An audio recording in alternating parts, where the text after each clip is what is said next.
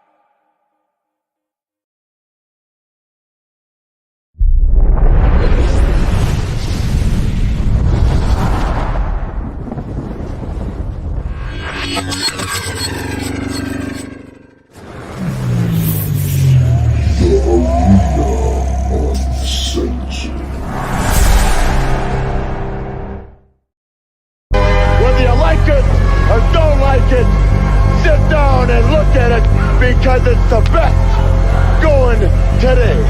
Woo! It doesn't matter! Oh, it doesn't matter! Austin 316 says I just whipped your ass. It's showtime, folks! And what you gonna do when Hulkamania and the largest arms in the world run wild on you? Who's next? Hey! How about that, ladies and gentlemen? Cause that's the bottom line. The Stone Cold Simpson.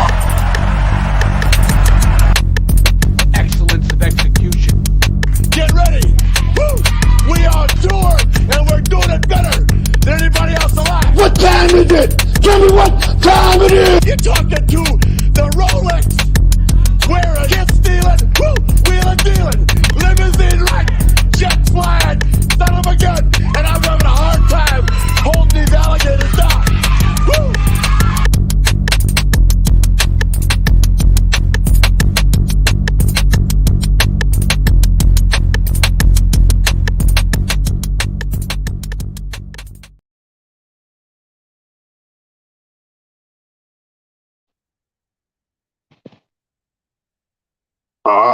Yeah.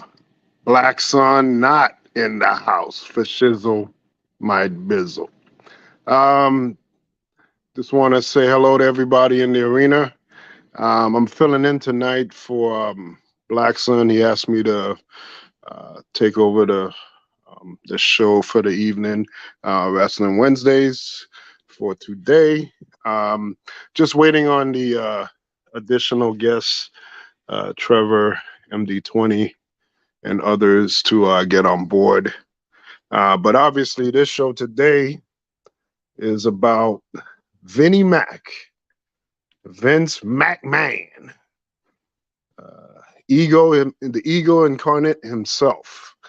So tonight's show should be a very interesting show, and we'll hear what the arena has to say tonight about this subject and others. I mean, as far as this show today, we were originally going to have a 2022 year in review retrospective on wrestling for the entire year, just going over some of the bigger moments that happened in the past year.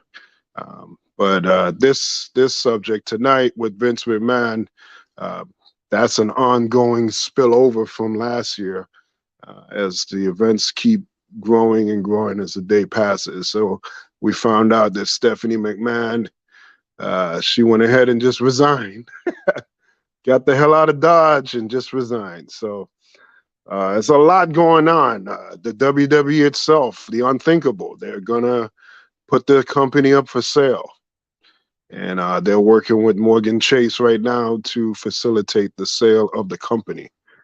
So it's a lot of interesting things going on tonight. Um, Give me just 1 second, y'all.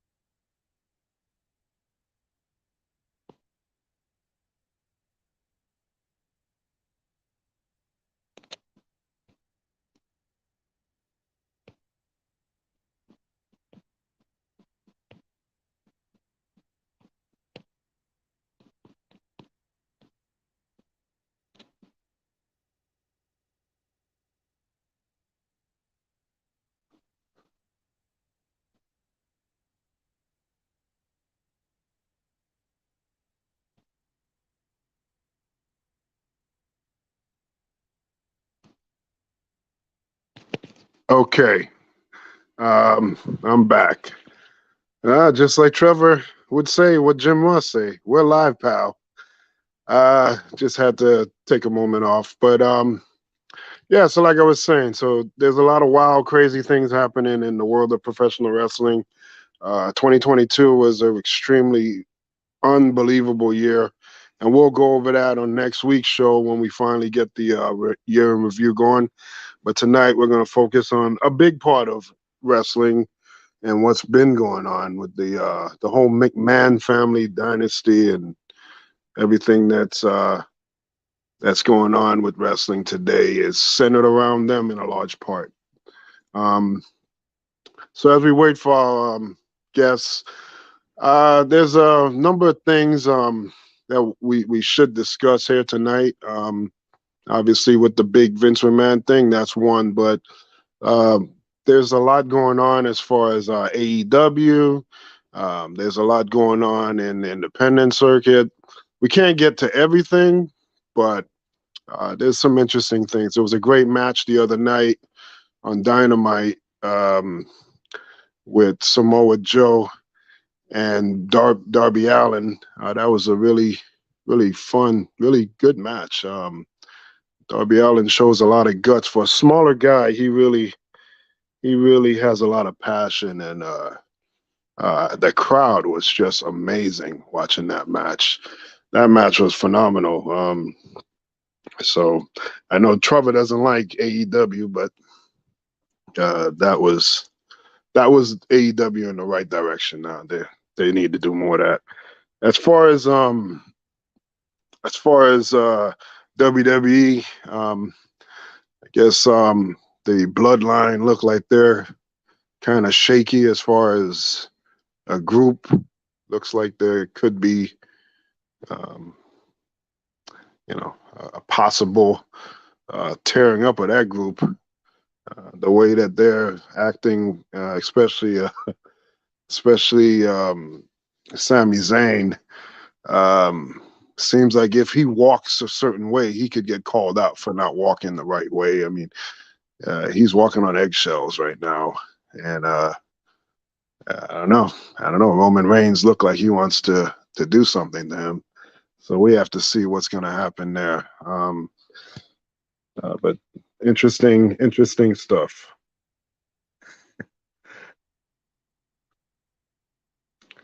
All right, so I'll just give us a moment. We'll be right back. Back on the arena. Give me just one moment.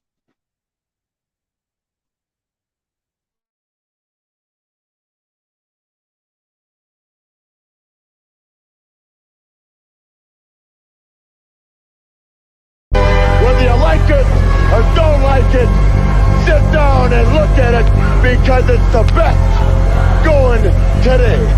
Woo! It doesn't matter! How Stephanie 16 said I just whipped your ass. It's showtime, folks! And what you gonna do when Hulkamania and the largest arms in the world run wild on you? Who's next? Hey! How about that, ladies and gentlemen? Cause that's the bottom line. The Stone Cold Simpson. Excellence of execution. Get ready! Woo! We are tour and we're doing it better than anybody else alive! What time is it? Tell me what time it is! You're talking to the Rolex! Wearing, kid stealing, woo! Wheeling, dealing, limousine right, jet flying, son of a gun, and I'm having a hard time holding these alligators down! Woo!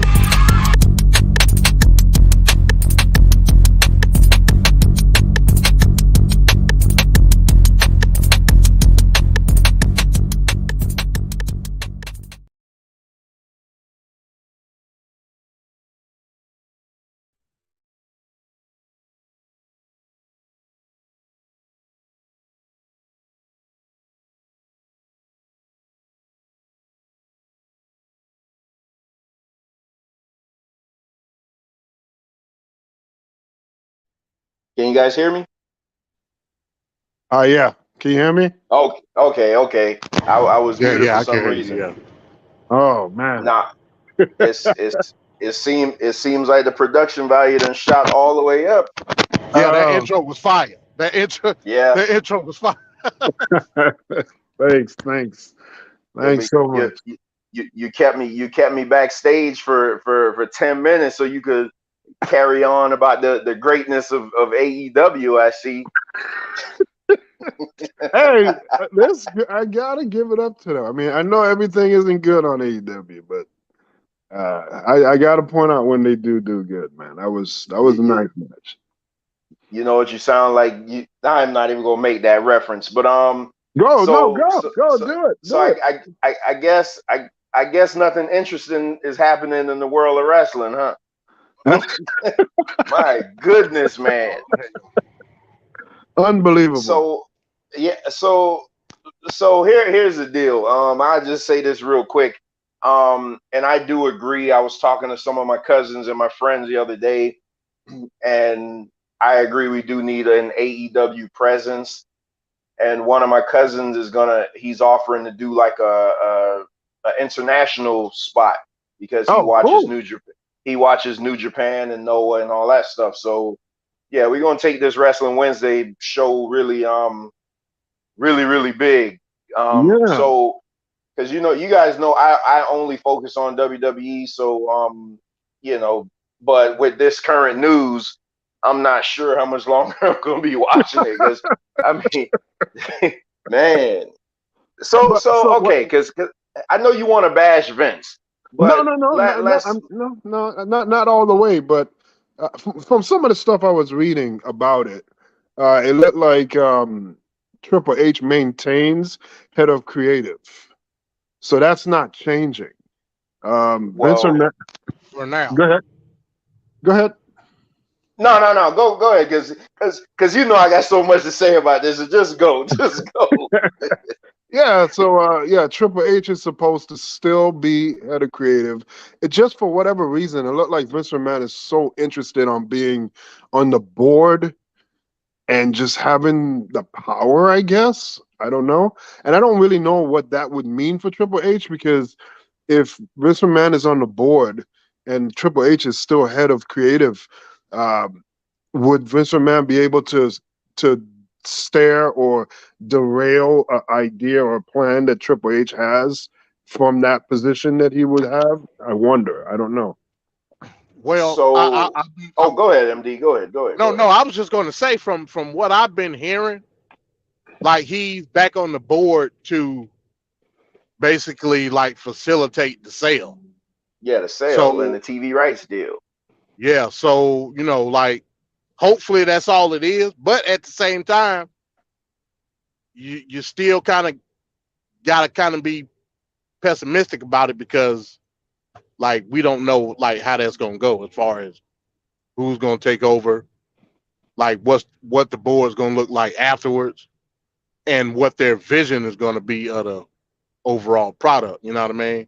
Mm-hmm. So yeah, All right, so I ain't gonna say nothing bad about Vince for now, but we'll see. so me being the Vince McMahon fan on the panel, I gotta say that this is very upsetting because like I got back into I really got back into watching WWE around maybe about 6 months ago when when he left because like I mean like heavy watching everything Monday Night Raw. I hadn't watched Monday Night Raw all year. But when Vince left, I just felt like, man, it was going in a new direction. You guys know how I feel about Triple H, you know, as a performer. And there's a couple of interesting things we need to keep an eye on. According to Vince McMahon, he says that he got bad information. People who told him that he should have stepped down last summer. They said that they told him that you know it wasn't a good look for the company. Go ahead and step down. But he's been listening to other people, and they said, well, you know, just stick it out. You know, it'll blow over. And then with the news of Dana White slapping his wife, it kind of swept the Vince McMahon sexual allegations under the rug. So here's the long and short of it, so you guys can get back in for me. You guys know how I like Vince.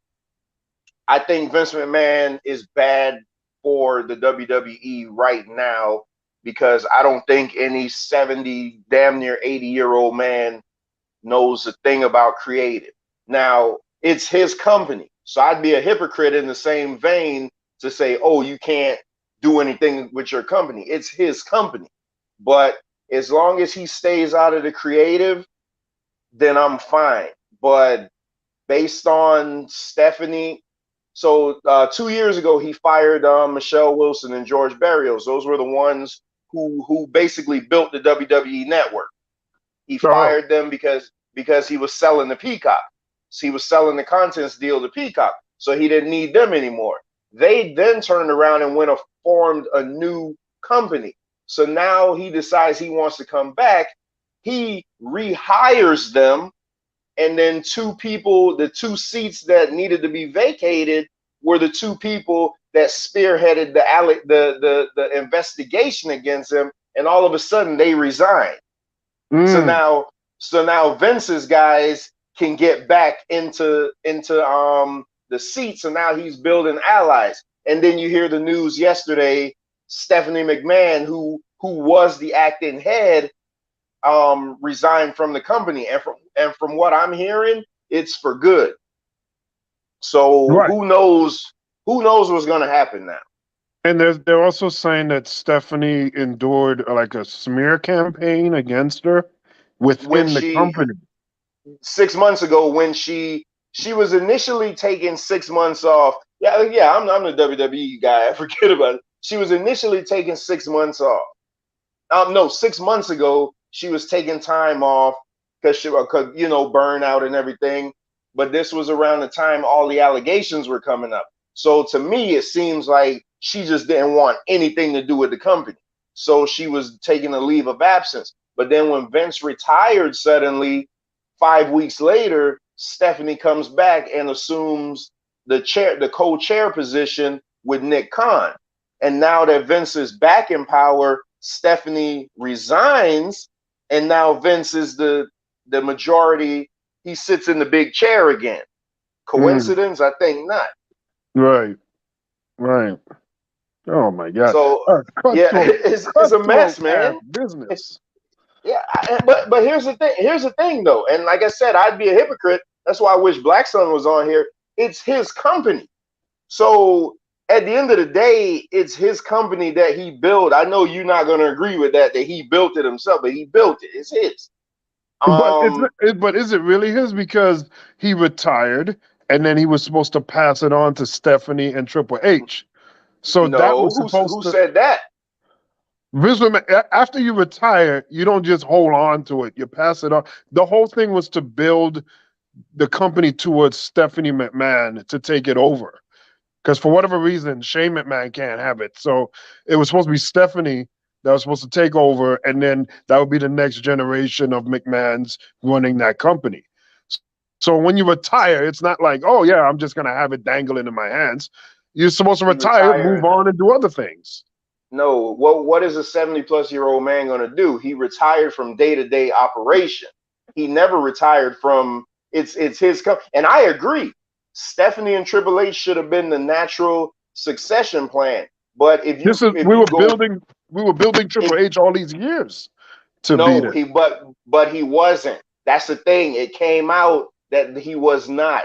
He wanted Nick Khan, George Barrios, and Michelle Wilson to be the succession plan because he always said that Triple H was a wrestler and he didn't think that a wrestler could handle a company like the WWE. It's always been said that way.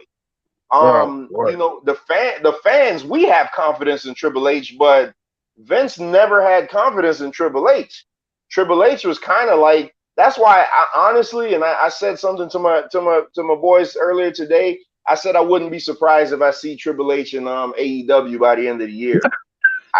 Because I think I'm telling you, I think it's about to get ugly, man. Because Vince is too cutthroat, man. He is.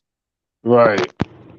I'll say this. I think we have to like look like and it's kind of crazy to say it, but honestly, I think we got to look like past Vince. You know what I mean? Like if whoever takes over this company and whoever he sells it to, what choices are they going to make going forward for the vision of the company? I think that's more important than Vince getting like control back over, with creative or not. I think whoever he's going to sell this company to, how are they going to structure the overall plans of the company going forward? I think that's more important than Vince himself, to be honest with you. Yeah, but the things that Vince McMahon are doing could make it where there ain't no company or a fragment of a company. You're right, and that's what I'm saying. You know what I mean? Like Yeah. it all depends on who he sells to and how they see the company going forward. You know what I And mean? this is so ironic and funny to me because this sounds just like WCW in 2001 when they got sold. This sounds just like that scenario. And couldn't have happened to a better jackass than me. I mean, I can't stand Vince McMahon. I ain't even gonna sugarcoat that bastard. So so listen.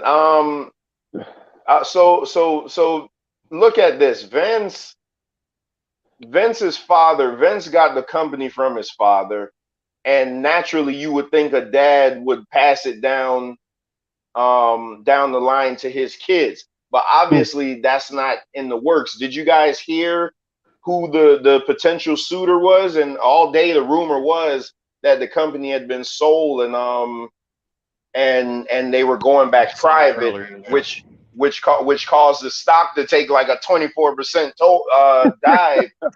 But so the rumor's been going around is that he's selling it to a Saudi investment firm for like $8 billion. So if this goes down, so WWE they didn't come out right and say we're not selling to them. They just came out and said WWE has not been sold because the Right. rumors were just going around crazy. Like people were sending me messages, oh, WWE got sold, and I'm like, no. I said it hadn't been sold yet. But then everybody on Twitter's freaking out because, oh, how could you sell it to the Saudis and stuff like that? I mean, the Saudis are giving you 8.6 billion reasons why you can sell it to them. But so Vince McMahon, from what I was reading, Vince McMahon stands to make about $3 billion if the deal goes through. The UFC sold for $4 billion. So the WWE can sell for twice as much, and he can make almost what the UFC sold for. The other Wow. suitors, are Disney, Comcast. Of You course it know, would be like Disney. yeah, They got yeah, Star Wars, they got Marvel. yeah, Of course it would be yeah. Disney. So, and you know what? I think if it sold to Disney, I would have confidence because Disney doesn't like to fail. So they would put the giant behind it and start doing a lot of cool things. So here's the thing. Here's the thing that I'm scared of. If Mm. Because I know you guys a lot of times think I'm just cutthroat and everything like that, but if if the Saudis were to buy this company, think about it. Think how can you have a Saudi boss in a company that's like that, where there's gay wrestlers, All right. there's Muslim wrestlers, Oh yeah. there's people that's absolutely speak out against the Saudi government. Sami Zayn is going to be thrown in the garbage. Sami Zayn cannot go into the country of Saudi Arabia right now. That's why Wow. whenever they go do the crown jewel pay-per-views, Sammy can't go. And for that reason, Kevin Owens refuses to go. So there's two of your biggest stars right now. Not to mention the women are going to have to cover up. I mean, Yep. yeah, you got Yep. you got to look at this trickle effect here. Like this is much, because I know you said MD made a good point. He was like, well, it's not so much about Vince McMahon selling, but what's going to be the direction. I mean, because you could still leave Triple H in charge of creative, but what happens now? You have to tell the women to cover their heads, and you can't wear this, and you can't do that. Much less they may say the women just outright can't wrestle. I mean, like, yeah, we're talking about some major ass ramifications right now. I mean, and then again, like I say, look at your biggest star right now in Sami Zayn. I mean, it's a nightmare. Yes. Yes. Yes. Oh man, it's just crazy how these things are just rapidly changing. Oh Lord. Um. I, I don't. That's why, like I always am of the thing. Like I'll never get in anybody's pocket. I don't do that. I don't go in anybody's pocket. So, whatever. He's gonna make 1 billion. He's gonna make 2 billion, 10 billion, whatever. I'm just thinking, as a fan, it's like, what's gonna change for this product that I've been watching for over 35 years? Now that you have, the Saudi government, when they first did the crown jewel, the Saudi government asked Vince if he could put on a match with Yokozuna, and this was like 3 years ago. Oh my Yokozuna's God. been dead I for know. what, 10, 15 years. It's Yeah. like, Exactly. who it's like they don't know about the business, man, and it's just, because I bet you, I mean, you guys probably thought I was gonna come on and have a love fest with this, but I'm not, man. This is not good. It's No, not. it's not. Not at all. Not at all. Not at all. This is this. If this sale goes through to the Saudis, if he sells it to Disney, then whatever. And I think too, the deal with the Saudis was he still remains the face of the company. So he doesn't own it anymore, but he sits in the chair. So you can't have WWE without Vince McMahon. So Vince McMahon is still WWE. He'll still be the one coming out doing everything, and face be on everything. He'll be the what do you call it? Like the front man for Mascot. the company. Like a Yeah, yeah. He mascot. basically be a mascot for the company. So that was part of the deal. But I mean, if it's sold to the Saudis, man, I mean, can you imagine the amount of wrestlers that will quit? And it's just the trickle down effect. I think is because it's like this. I mean, and again, I don't like to get in anybody's pocket, but what's the difference between getting $3 billion versus 2.5 billion? Like, just to Right. keep it in house. You know what I mean? Right. And Right. it's like, is man, and I even feel gross that I'm saying this, because I don't like, again, man, when it comes to money, I'm a capitalistic person, man. I feel like big business, you should do you should be able to do whatever you want. You worked for it. But I'm just thinking Nope. about all the wrestlers that's going to be affected by this if this gets sold to the Saudis. It's just, and not to mention, what about all the people Triple H, Vince fired and Triple H brought back within this last 6 months? Right, and they Like, had faith that they were going to be able to get a paycheck steady with the job, and now all that just got turned upside its head. It's this just, is terrible, man. I mean, but this, it was terrible when WCW left. The only thing is that at least there was still a big company. So if WCW goes, there was still a big company. When WWF goes, there's no big company. I mean, you got your AEW, but they're so new. AEW started in 2019. That's not much history there, you know? So it's kind of weird what's happening. And it this might is worse. literally kill the industry in Yeah, totality. that's It what I will think. be. This is worse than when WCW went out of business. This will be worse if he sells it again. If he sells it to the Saudis, because again, I think if he sells it to Disney, they'll change some things. I don't. Comcast, No, they'll no, change I don't some believe things. that. But I don't believe that when either. When it goes to Disney, and Star Wars fans know this very well. When it goes to Disney, Disney isn't worried. I mean, you think that, oh man, they got this quality stuff. They bring out these Pixar movies and there's such quality. No, that's Pixar making that quality.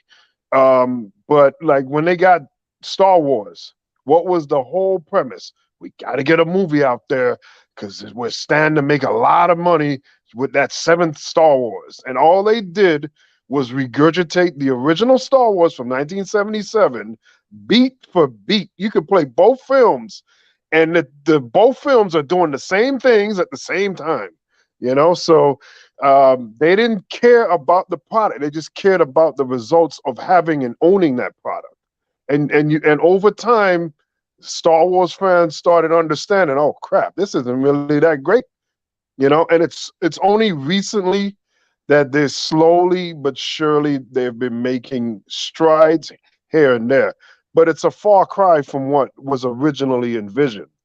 So that last trilogy of Star Wars films, episode 7, 8, and 9, uh, people hate that. People hate it with a passion. And the WWE, if they were to be absorbed by Disney, it would be more the same. Like, let's just get product out there, and you know, we're gonna be looking back and be like, man, sure wish we could get those days of like when Looney McMahon at 70 years old was messing up. Those will be better days than the days you're gonna get with Disney. It's not just, I mean, that name, you know, they had a lot of successes buying up certain properties and whatnot, like Marvel. Marvel, we want to give credit to Disney, but that's Kevin Feige that's putting together those Marvel films and having a direction and a vision. Without that guy, without those people, it doesn't happen. Nothing happens to the effect that you're thinking. So, but do you think this? Okay, let's look at the potential buyers. So you got Disney, yeah, you got the Saudis, and then you have Comcast, which is a conglomerate you're just a giant. So it's interesting though that you say you don't think Disney would be a good deal, because I just think of Disney and I'm like, man, Disney owns every damn thing. and that's why it would be Because bad. I remember at one point, ESPN, Disney was trying to get the WWE network on ESPN Plus, and Hmm. they ended up taking it to Peacock instead for $1 billion. And it's MD says he's waiting to get brought back up in the chat. Oh, He's in okay. the back. Oh, But got okay, yeah, yeah. Oh, you could do it fast now. it. Yeah, but I just think because MD is the businessman. So MD, like, what do you think about the potential suitors? So you got Disney, you got the Saudis, and you have Comcast. Like, who would be better for the brand? Probably Did I see Comcast. Black Sun? Yeah. Yeah, I was thinking Comcast. Yeah, I was probably thinking Comcast because they already have a rapport with WWE, with Yeah, I was NBC thinking Comcast. and the USA Network. So they already got a rapport. They understand, the metrics as far as like the show that they've been running for 30 years now on the USA Network. So they got a concept of what to do from a TV standpoint. You know what I mean? Disney, they can always do it, but they don't understand the product like Comcast does. So let me ask you and Black Sun a question. So the Saudis, the reported price tag was 8.6 billion. Which is more than double of what UFC went for. So Comcast, I don't know what they were offering, but let's just say Comcast was offering 6 billion and Disney was offering 7. What deal do you think would be the better deal to take to make sure that wrestling survives for our kids? Comcast, because again, they understand the product. They have USA Network, so they understand the metric of how to run the show, what to look for, what not to look for. They already know this stuff. I would agree with MD. I agree with MD. I think MD's hitting it right on the head. Definitely. Out of the 3 choices, and hopefully there's other choices, but out of the 3, Comcast definitely. Because Comcast, you got to remember, that's Universal, NBC. That's a huge. I mean, they're already on Peacock. Peacock is NBC. Yeah. Which they're already doing USA business with. Network is Comcast. Exactly. So that's all they already get it. I think I heard Fox also.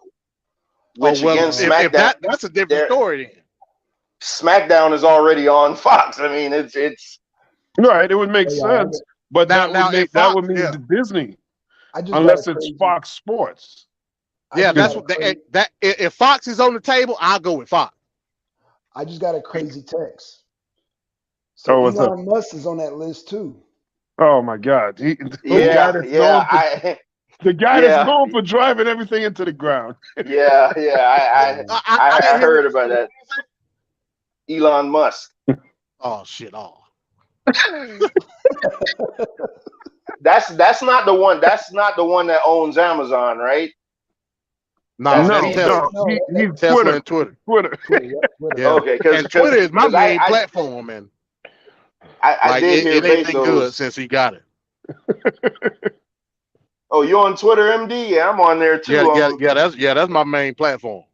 I'm on there at the Heel Minister. All I talk about is wrestling and football on there. The Heel Minister? What the hell? Yeah.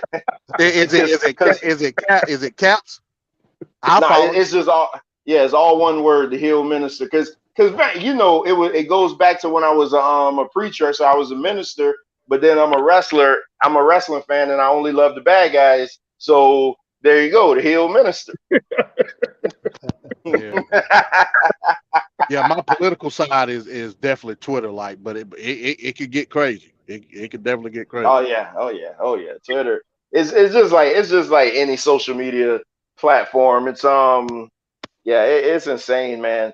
But okay, so now I got another question then. So we all agree that Comcast would be the best bet. Say they do sell to the Saudis.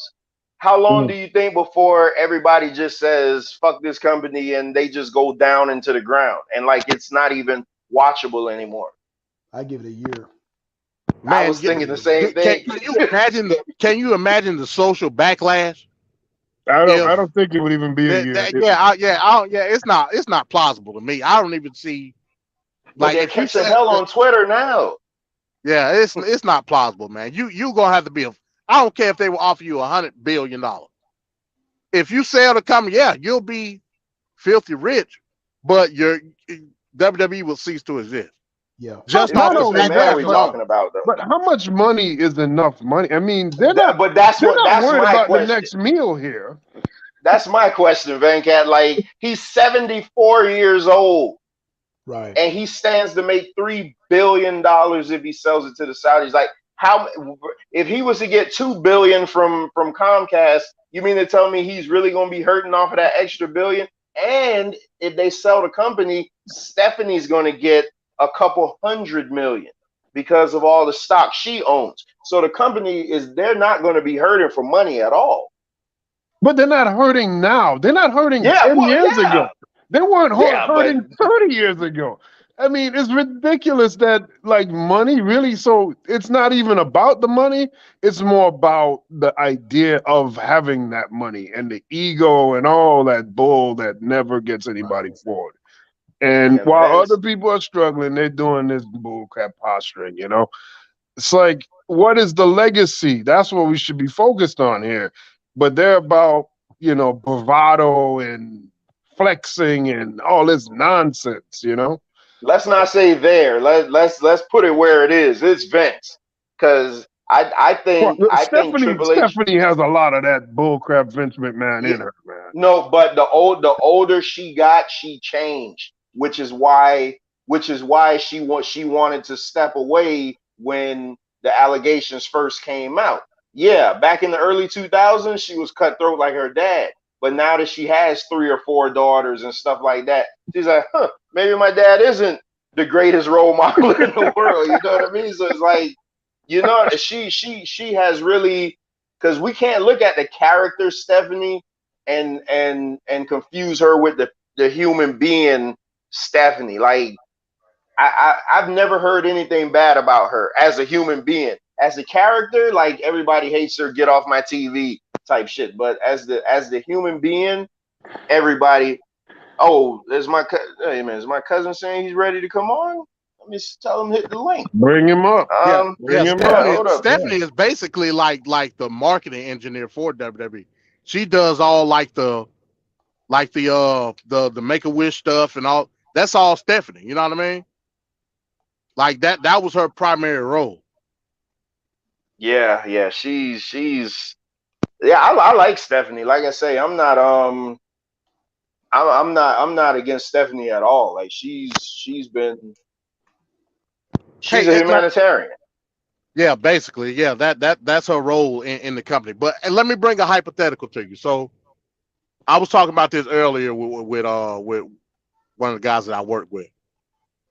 He was talking about back when Vince did the Stone Cold podcast, whatever, and how he was basically saying in one of the clips how he was grateful for the success, like the recent success that WWE had, but he wished that he could do it more on his terms. Basically saying with the sponsorships and the TV deals, and he wished it was more primarily something that he was in control in, and for the future, something that maybe Shane or Steph could have more control over, rather than like an overall board, right?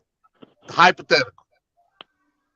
What if he came back to the board to oversee the sale, to maximize the money, and really not giving a damn about WWE anymore at all, but actually trying to reset for Steph or Triple H to build from the ground up a new promotion?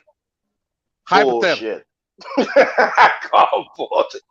This is 100% power play. I want to be Vince McMahon. Look at my grapefruits that he always talk about. I'm bigger than God. This is all this is, man. This is all this is. Vince doesn't give a shit. Vince doesn't give a shit about anything. Because just like Venkaat said earlier, if Vince really felt that way, Shane would have been running the company right now. Yeah. Shane McMahon should be running this company right now alongside Triple H and Stephanie, and we'd be in a much better position. But no, Vince McMahon is Vince McMahon. He just is like everything. That was his whole thing. Oh, if they don't vote me back in as chairman of the board, I'm gonna veto any TV rights deal. That's what it was. It was like, oh, I'm going to veto the TV rights deal, so they won't be able to get a new deal without my okay. And the only way they could get my okay is I have to be the chairman of the board. If they want to do a sale, they can't do the sale because if I'm not the chairman, they can't. It's going to get vetoed. It's all about Vince, and I feel so bad saying this because I love that type of businessman. So I don't want to come off like a hypocrite right now, but this is where you could call me emotional, Black Son.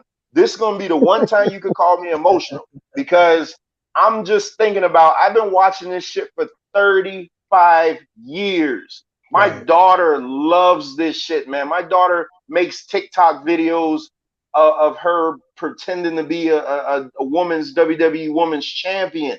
And so for me to potentially tell her one day that that's it, it's over. Like, we're not going to watch AEW. Like, what the fuck? I'm not going to watch that. It's like, that's what I'm saying, man. Personally, for me, this is really bothering me, man, because I'm like, damn, man. What am I going to do? Something. Whoa, wait. You just touched on something. So now does this give growth for new wrestling companies to sprout out everywhere now? But it'll never be another WWE. Never be another WWE.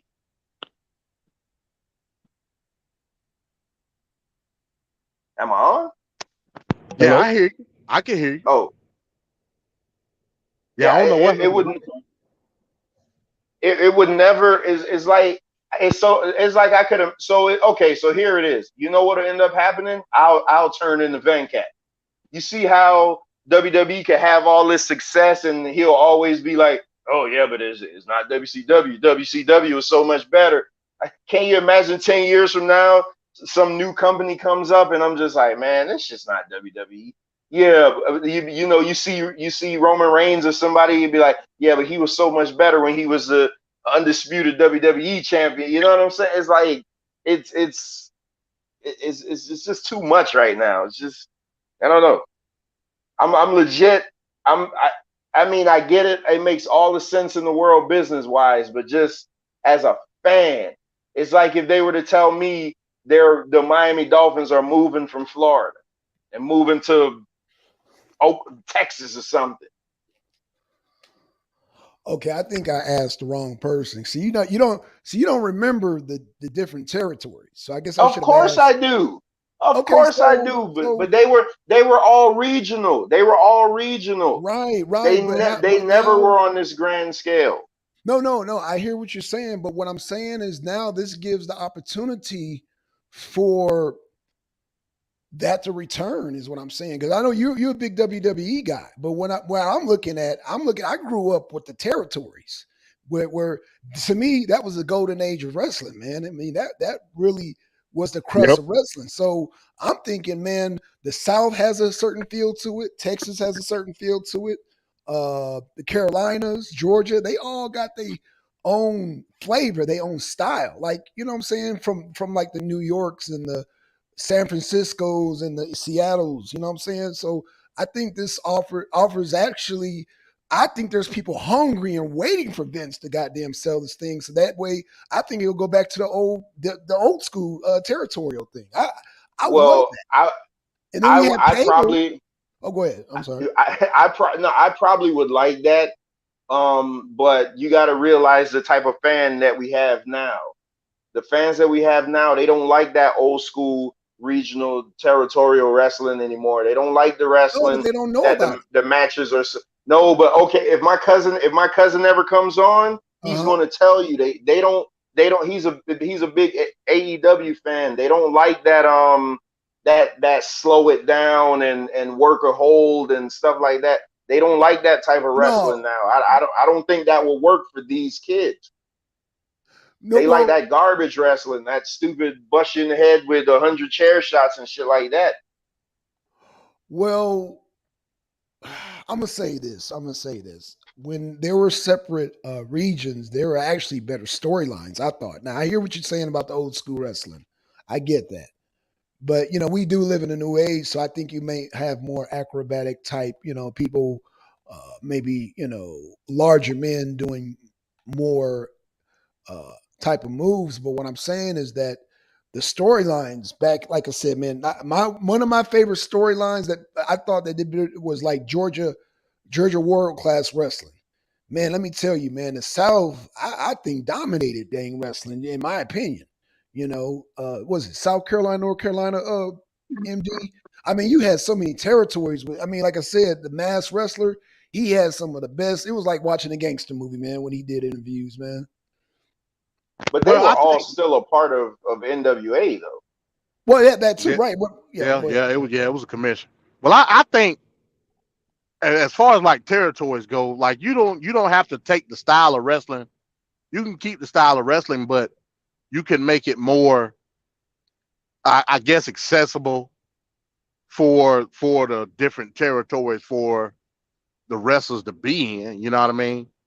Like me personally, I would like to see wrestlers like take the term of independent contractor to the next yeah, level.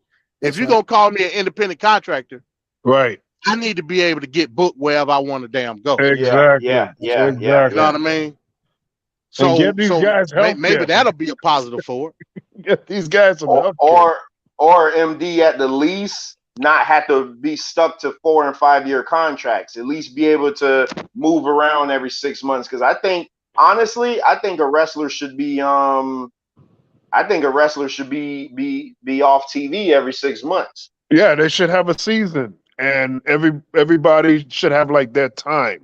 So the Undertaker, when he was around, he could have been running from like June to January.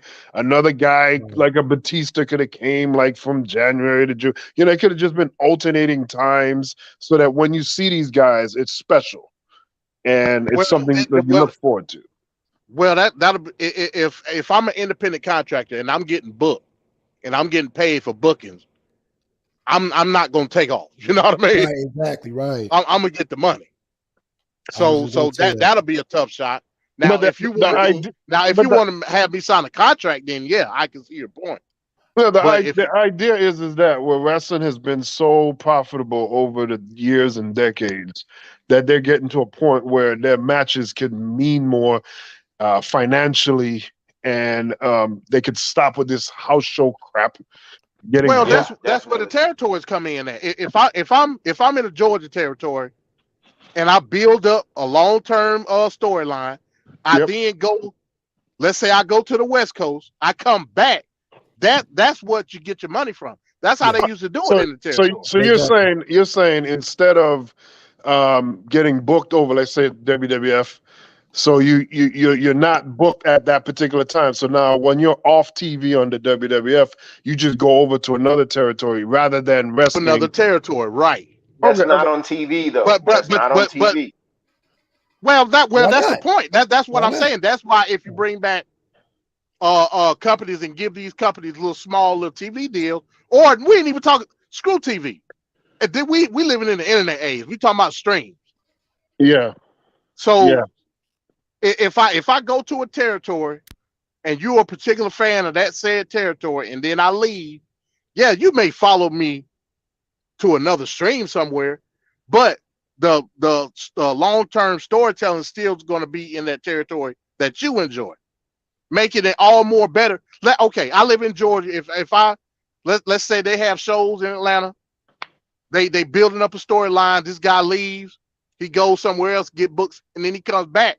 That's going to make me want to go buy the ticket to go see the culmination or whatever. That's just how they used to do it. That's how they used to do it in the territory. Hmm. Yeah, I mean, I So think it puts more power in the wrestler's hands, so they could decide whether they want to keep going or not. Whereas right now, you just got to keep going because they tell you got to keep going. so But let's look at it this way. So the WWE right now probably has 200 wrestlers on the roster. But between the two major shows, we probably see 30 of them on a weekly basis. That's why I'm all for rotating them out every 6 months. And I think the territory system would work really good. But because okay, let's look at somebody like Drew McIntyre. Drew Yeah, but you got McIntyre was on Drew you. McIntyre was on 3-man band. He was a bum. He was a jobber. he left and went and learned a new hole. He hit the independent scene. He went to TNA. He came back and became Bones. Hit the link, man. Hit the link in the chat. He hit the link, and come on here with your AEW crap. He went out and he learned a new hole, and he came back and he was a friggin' megastar. So I believe they should leave, but how do you compensate them?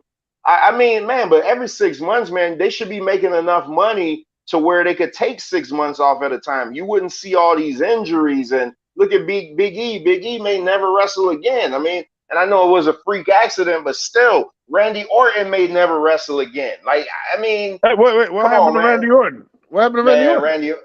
Randy Orton just had back fusion. Randy Orton's been out for damn near a year now. He may never come back. Wow. And I think the lasting memory of Randy Orton to me can't be him getting jumped by the bloodline, man. Like, that's because Randy Orton's one of my favorite, man. Hey, Blackstone, what were you gonna say? Because I know I was in the middle of a thought, man. I had to. Well, no, I was just saying that you got to look too. I just want to piggyback off what MD was saying. Some of them wrestlers want as independent contracts as steady work. You got to look at it like that too. Yeah. You're right. You're right. So I understand what you're saying. These guys want to get booked. They don't want to stop getting booked. Right. Yeah. You know what I mean? They'll go and work a show anywhere. A lot of these people. You know, some WWE wrestlers make like 6 figures just to sit in catering. You never see them on TV. Like the money right now in wrestling is ridiculous. So because look at that. AEW, I don't watch AEW. I peek in every now and then, but a guy like Rusev, like Miro hasn't been on TV in probably 6 months. You mean to tell me AEW has that guy that was the Bulgarian Brute on WWE TV on their roster, and they can't find a spot for him? They can't find a spot for Aleister Black. Adam Cole, you haven't seen him on TV in forever. Like, I mean, so maybe a new federation would do some damn good. Because there's too many wrestlers right now. And I think that's what's going to happen. I think give it about a year and a half, you're going to start seeing circuits sprout up here and there. I think you're going to see that because, Booker T already has one. He already has one in Texas. You know what I'm saying? Yeah, wrestling with reality. Yeah, I think that's reality of wrestling. Yeah, it's a lot of independent like promotions, man, and they stream. You know what I mean? But it's all about getting the best bookings for you to watch them. You know what I mean? You know what? You know what's really good? Yeah, I catch it every now and then, and I think I found it by accident. There's a promotion called WOW, Women Are Wrestling. That shit is good. I mean, it's nothing. Is a woman's roster, but it's just. I mean, like they can talk, they can wrestle, they got coherent storylines, and every time I see them, I'm just like, she's gonna be on WWE, she's gonna be on WWE. It's like a farm system. All they're doing is grooming everybody to be on one of the bigger promotions. Yeah. So that in itself might be a problem. Bones, welcome to the arena. He might be muted. Yeah, I think he's muted. Or he might be in a bad area. It looked like he was in his car or something. Oh. Somebody got to tell him to hit that X'd off mic. He probably doesn't realize that it starts off muted. Oh, that's right. Yeah. That's right. The little thing. But yeah, but again, like I said, man, it's promotions out here. Like they just small. You know what I mean? But if some of these big name wrestlers could get booked to some of these, and for the most part, AEW, I get, like, I don't know like much about like how they work, but I know AEW people can get booked in other places. Yep. You know what I mean? Yeah. Like, Tony Khan and that. Yep. But again, it's all about you getting booked to another promotion versus the money that you're making in a long-term contract. You know what I mean? For a lot of these other guys, it may not be worth it to go work another circuit. You know what I mean? Hell, if I was making six figures, I'm not going no damn where. And then you mean to tell me I ain't got to be? Yeah. Well, I can't say that because I ain't a wrestler. Like the passion that some of these people have, and they pride. You know what I mean? Like, hey, you mean to tell me I got this contract? Yeah, I'm not on. You know, so I can understand that. Me just being regular me, if I was making six figures and all I had to do was show up and not do shit, then go home, that's my job. But you know, as a wrestler, like you know, like that may like take some pride from me. You know what I mean? Like, damn, like I ain't getting used. You know what I mean? Like I can't go nowhere else. You know, so I can understand that. But it is a lot of promotions that are out here for these guys to work. You know what I mean? So, hey, Whether it MD, be in the real country quick. or international. No, go So, ahead. no, real quick. Earlier, I don't know if Black Son called this, and MD, you didn't get on yet, but I reached out to Bones because he is an AEW fan, and he watches the international stuff. He watches Japanese wrestling. So I invited him on the shows just so he could give us, you know, that side of it, because you're not going to get that from me, because I don't, you know what I'm saying? I can tell you about NXT, but I don't even really watch that anymore. But before Bone, you got your situation connected? You can hear us? Can y'all hear me or no? Yeah, we can hear you. So real quick though, I did want to ask y'all this because I didn't want to forget. So Vince McMahon is 77, so he's older than I thought. That leads me to a question that I wanted to ask you. At what point is a person too old to lead a big organization like this in a creative capacity? So he owns the company, but to lead the company in a creative capacity, it's just like I think Joe Biden is too old to be president. You know, so I mean, like, so those are your type of examples. So you got 77-year-old man making decisions for 20-plus-year-old wrestlers, and he's still trying to live off of his fame in the 80s. So you guys agree with that? Disagree?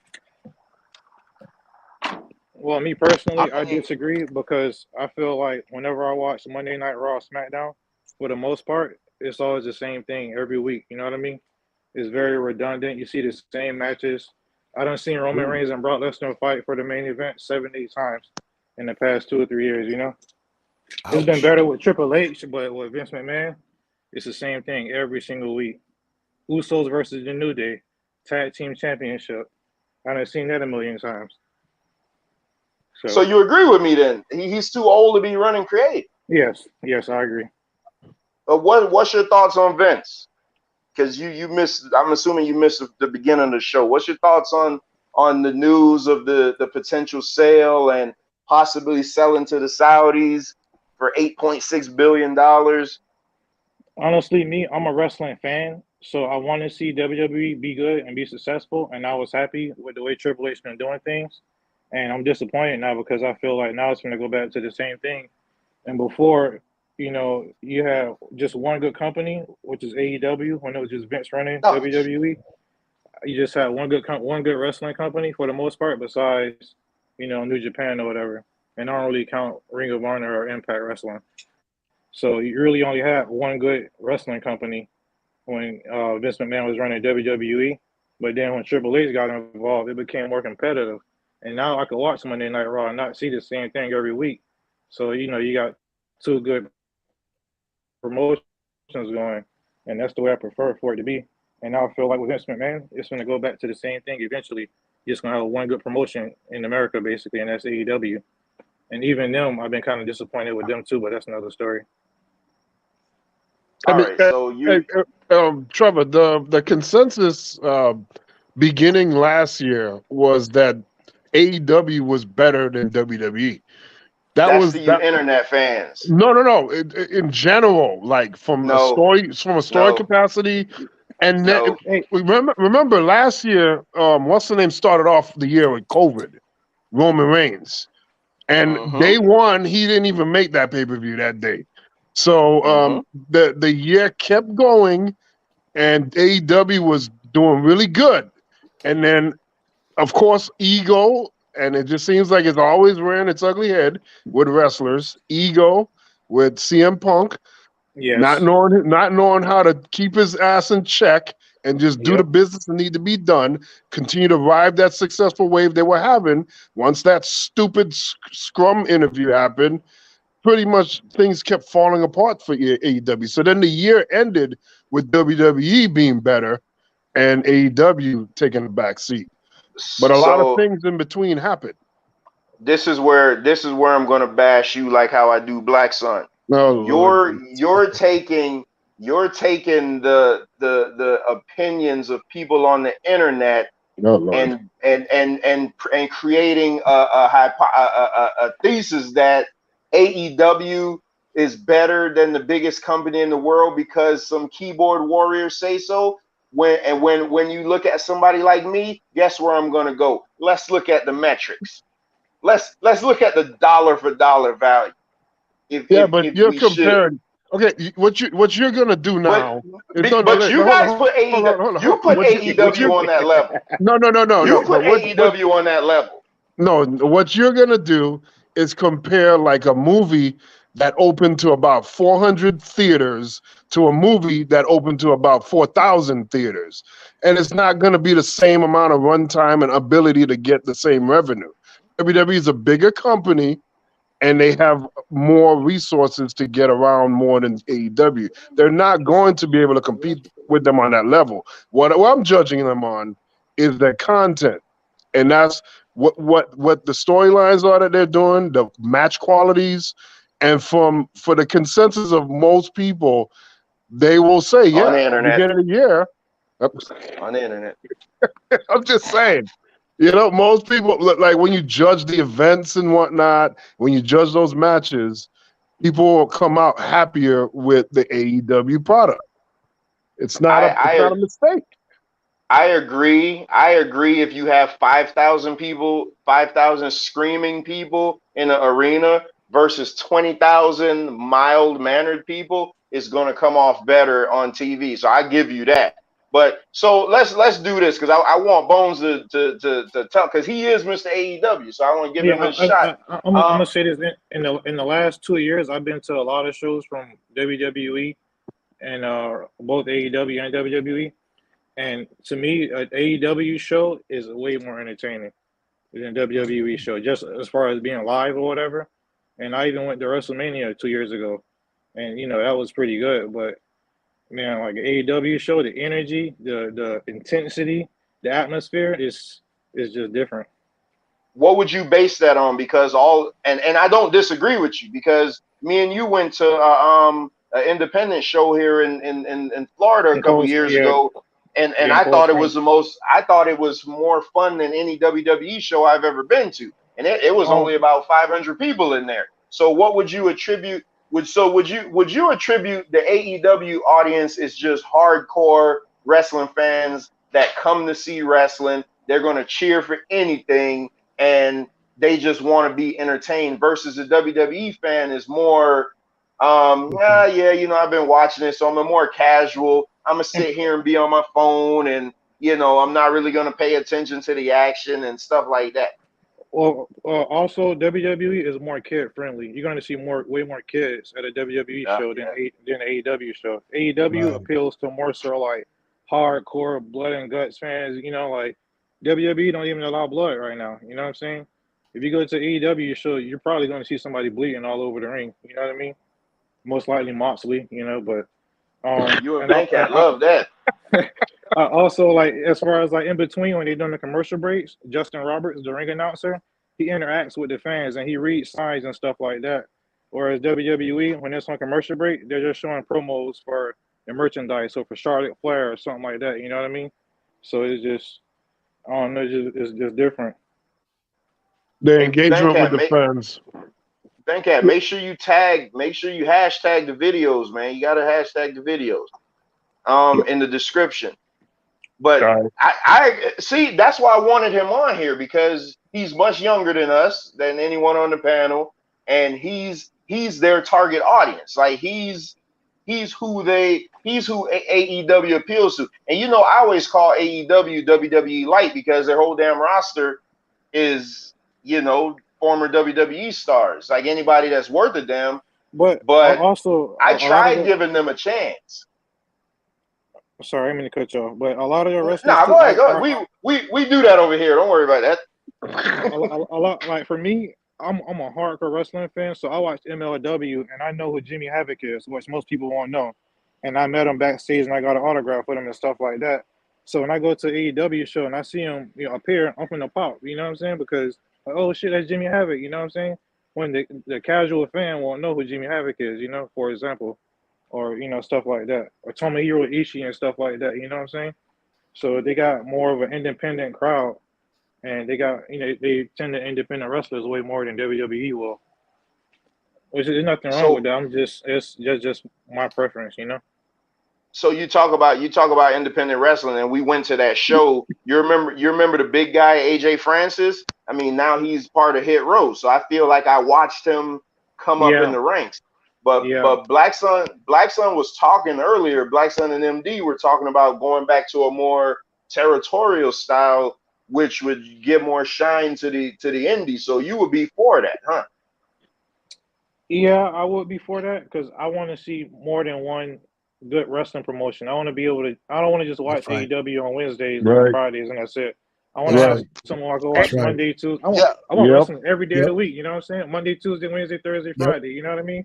That's the way I want it. And you get a more intimate experience. And that's a good point. Like, yeah, you can not, you know, like the other promotions in AEW, like having like 5,000 to only like 15 for every SmackDown or Raw. But that's a more intimate experience. Like you said, like going to them smaller shows, man, except for, I say the best live wrestling event I ever went to, besides when Goldberg won. Because I ain't never experienced nothing like that ever in my life. Oh, you were there? Yeah, I was there. When he beat the night he beat Hogan? Yeah, I was in the Georgia Dome. Oh, God. Oh, God. When I tell you the actual building was moving. Please tell me about this. Please tell me about this. I ain't never felt like, you know how like you feel that like you get cheated. I ain't never felt it before ever in my life. But oh man, you know, I've been to Raws and SmackDowns and stuff like that. But you get I was 13. I was in 1998. I was at WrestlePalooza ECW, and that's probably number 2. I ain't never seen nothing like that ever in my life. So yeah, you get more of an intimate experience. So when Hogan, now I want to talk about this. When Goldberg picked Hogan up in that jackhammer, and I saw that crowd, man, I'm telling you, the actual Georgia Dome, the building. I'm telling you, I was there.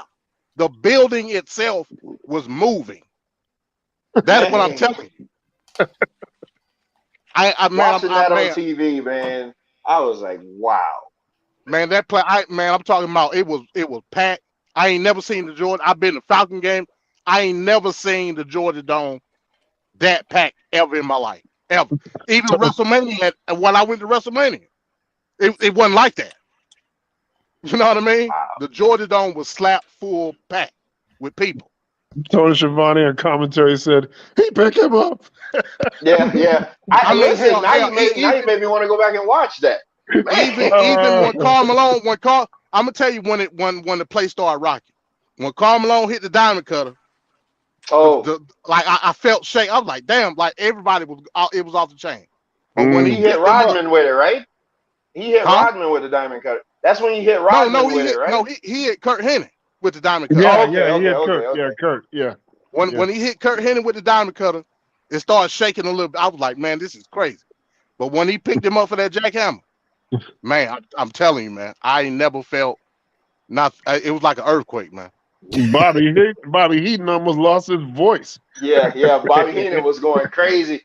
He was like, man, somebody there's on it. Yeah, he was going crazy. Hey, Bones, who's right now? Who? So somebody like me who doesn't watch AEW, who doesn't watch Japan wrestling or anything like that, what non-WWE guys? That's your caveat. Should I say that is going to be a big deal in the next year or two? Ironically, it was ironic that you texted me last night about Jay White because he's somebody that he always appealed to the American fans, and he's one of the very few people. I think Brock Lesnar was the first American-born champion to hold the IWGP Heavyweight Championship. Usually, Didn't they Hulk have Hogan own it? yeah, he No, did. I'm not sure, but I but know Vader Brock held Vader it. got the IWGP. That's one of his many titles, Big Van Vader. Yeah, I think it's only no more than like 10 people as far as American-born people that held it, but Jay White held it twice, and he's just a classic heel basically, and he's more of like a storytelling. He's not flashy. He's not going to be doing dials off the top rope and stuff like that. So So I would like he's him.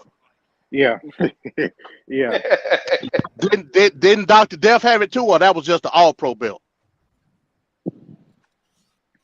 I don't think Dr. Death had a world championship. Didn't he have the All Pro championship? It's possible. It's possible Dr. Death could have won something. Because That they were was trying to another push guy, him hard. man. They were trying to He push should him have hard. been. He should have been WWF champion. Well, they were working on it, and then he lost in that The real brawl for tournament. all. Yeah, he got Yeah, knocked out. which exposed the wrestling industry. Like all these top guys are nothing but fluff when they ever get in a real fight. Because the guy that won it is not a major guy, you know. But he had a hell of a left hand. Isn't that when Bart Gunn got knocked out, right? Yeah, but he got knocked out at WrestleMania, the Butterbean. Yeah. So AEW right now, who's their biggest star not named Bryan Danielson or Chris Jericho? And listen, on this panel, just so you know, you can't talk about that garbage wrestler John Moxley, so don't bring him up. Obviously MJF is their biggest star right now, by far. Now, can MJF cut a promo that he doesn't cuss in? Yeah, he cut a promo last week where he wasn't dropping. I think he did cuss once or twice in there, but he wasn't dropping major F bombs like most of his promos or whatever. So I used to watch him in MLW because I used to love MLW. So I watched him when he was with that girl and that other guy. Hey, the guy in MLW, Jacob Fatu, he pretty good too. That's man. I wish I used to tweet him and try to get his attention so he can come over to WWF so bad, man. I want to see him. He'll be a perfect fit in the bloodline. Like he could be the new Umaga. He could just be like just a savage, man. Hey, I don't know if you noticed too. Ever since Umaga's birthday passed, Solo Sakai been doing like a lot of tributes and stuff like that. Yeah, and now he doing they gave him that kind of stuff. Yeah, they gave him the spike now. Yeah, he been doing that spike lately. I used to love Umaga, man. One of the most underrated matches that people don't really talk about was John Cena versus Umaga, Last Man Standing at Royal Rumble. I want to say 2005 because I think I was at Royal Rumble 2006. So it had to be 2005. That match was sick, man. That was a bloody one. Y'all will love that. No, but that's one of the reasons why. Now go ahead. That's one of the reasons why I can't stand John Cena to this day because he basically killed Umaga. Once that happened, Umaga didn't do nothing besides feud with Jeff Hardy for the IC belt. That's it. You know what I'm saying? He did some John Cena killed him, or Vince McMahon killed him? Well, it was Vince McMahon killed him through John Cena the way he did everybody else, basically. John Cena has a legacy for doing that. It was a typical John Cena match where he get beat up for 20 minutes, he do his 5 moves of doom, and then he win. That's it. Yeah. So Hogan was actually the first IWGP champion from America, the first American born. Yeah. No, he was the first IWGP champion, period. No. Antonio Inoki was. No, not according to this, what I'm reading. Let me look, because it says that they had a 10-man round robin tournament that Hogan won to crown the first IWGP champion. No, it has to be US born, MD, because there's a promo online where Hulk Hogan is saying the only belt I want is the IWGP title. I don't want this trinket, while he has the WWF Winged Eagle title sitting on the table at a press conference. So he couldn't have been the first champion. He wanted to fight Muta for the belt. Oh, well, yes, it's saying 1983 league. Oh, well, I guess they wrong then. But you remember Kurt won it. Didn't Lesnar? Lesnar won it too, right? Yeah, Lesnar won it. Scott Norton won it. Nah, it is saying Hulk Hogan. Nah, hell nah. Oh, so you saying the same thing I'm saying, huh? Yeah. No, but see, now here it's saying Antonio Inoki was the first champion, but then Hogan beat him in a 10-man tournament. So Inoki, that's what I'm saying. Inoki would be his first, the champions, his division's first champion. So Brent, so Bones, who else we got MJF, and my favorite tag team is a Revival. So, and I know their contracts are up, but now with the news of Vince taking back power, I don't know if they want to come back home, because Vince didn't treat them good at all. In a Triple H regime, they'd be great, but not in a Vince-led regime. Well, that's another thing. How many people we gonna see quitting? I'm real curious. Yeah. Well, a lot of wrestlers told the dirt sheets that if they sold to the Saudis, they would quit. I'm telling you, Sami Zayn is the hottest wrestler in WWE right now. He can't even get into Saudi Arabia. So how would that work? Wait, but why though? Why? Because he does a thing called Sami for Syria, and Saudi Arabia and Syria are not on good terms. So Sami vocally bashes the Kingdom of Saudi Arabia, and they will not. Huh? Yeah, he's half. Yeah, he's half Arab. Oh, and they will not. Yeah, they will not let him in that country. They'll behead him if he gets in that country. And that's not me. That's not me making that up. That's on some real stuff. Like, they would really behead him. Oh boy. Yeah. So yeah, and Kevin Owens refuses to go over there. So it's like it's just gonna be a nightmare, man.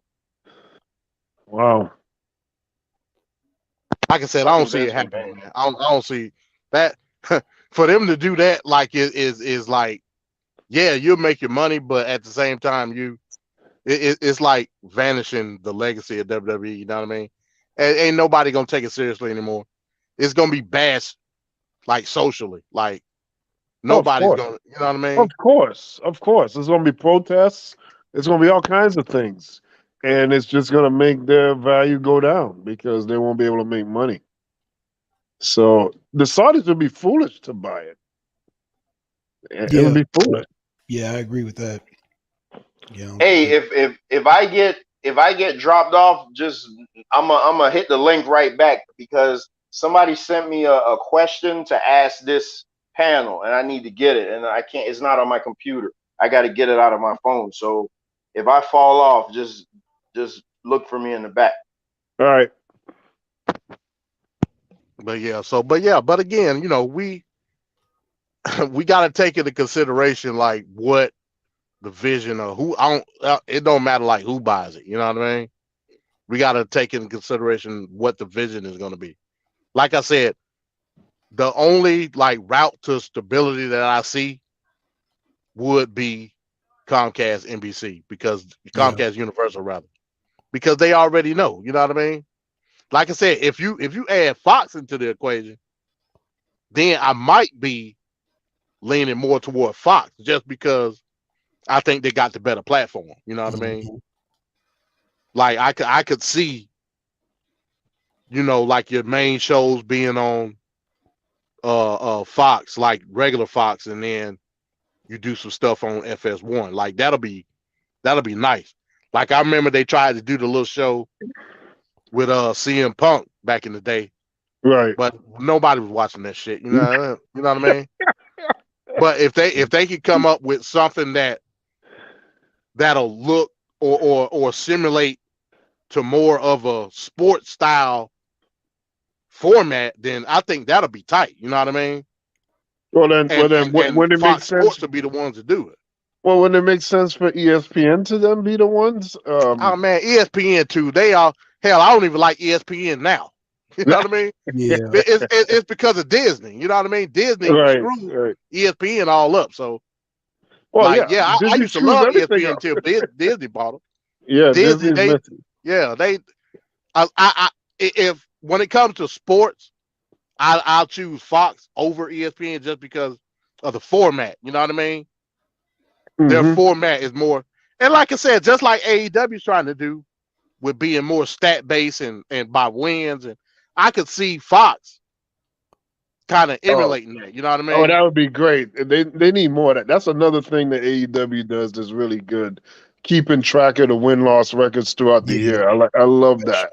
Yeah, It just that's adds good. now you're fighting for something and you're keeping track and score of like who's doing well and who's not. I think that's much Do better.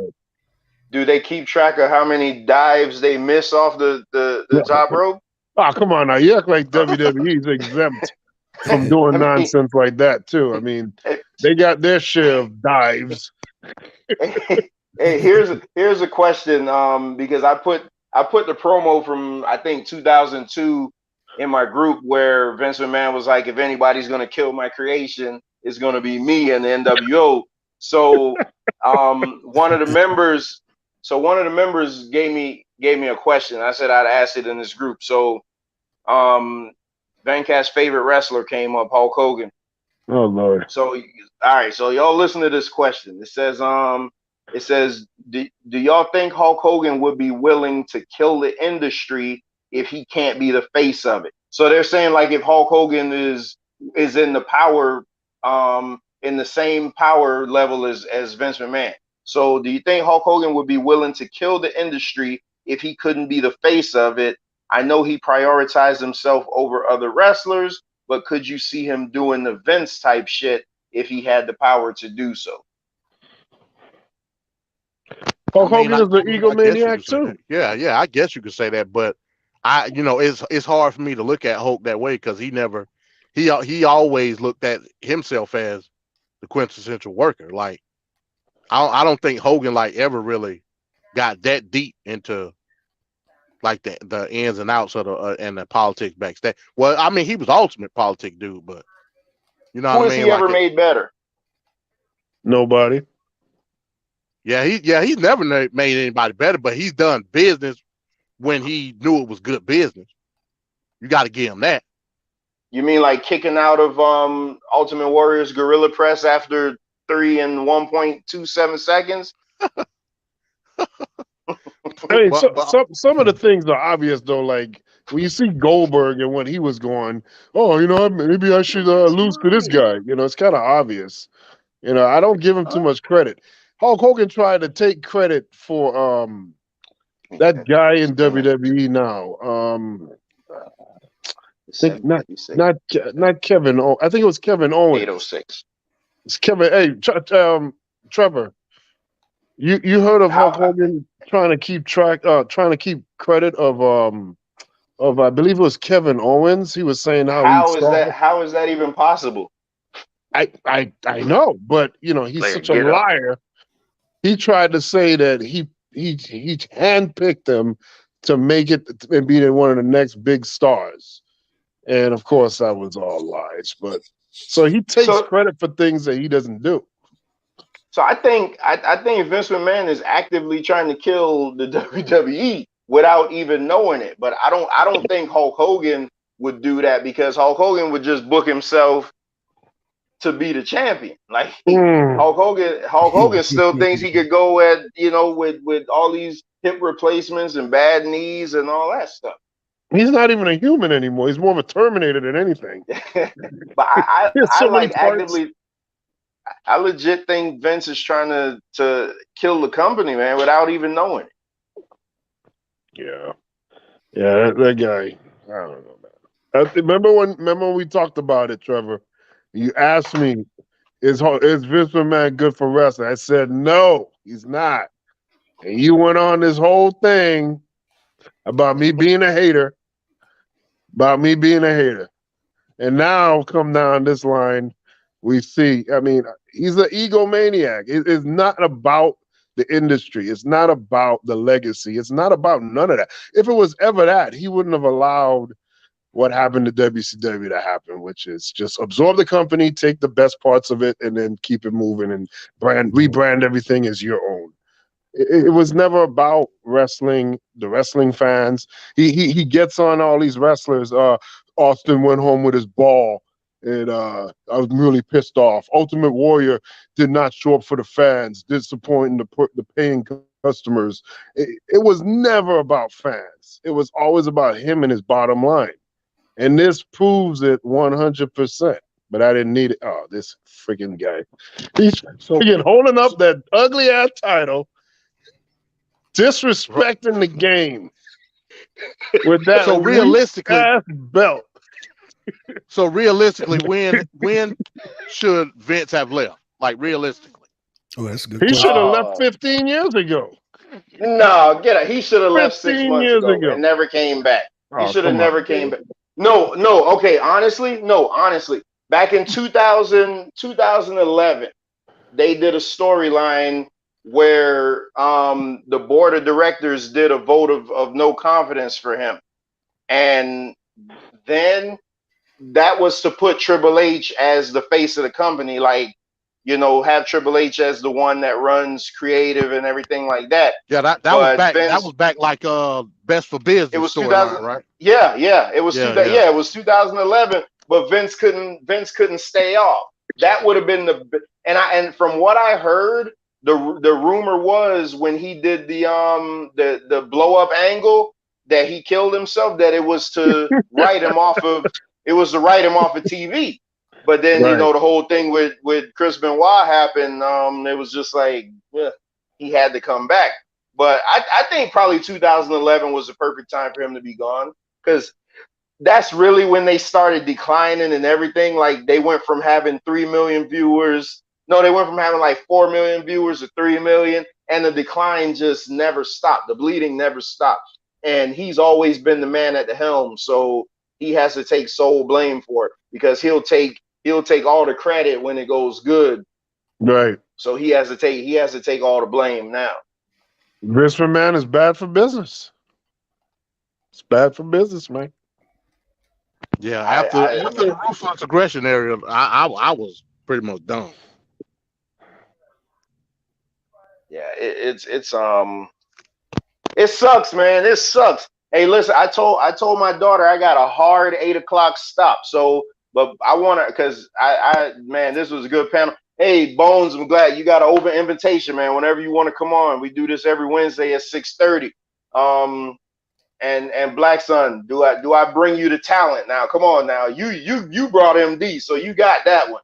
But yeah, I brought you Venkaat. Now you got Bones, who got a younger perspective. And wait until I bring Michael, because Michael going to talk about all the politics. Michael is the one that's going to really light your ears up.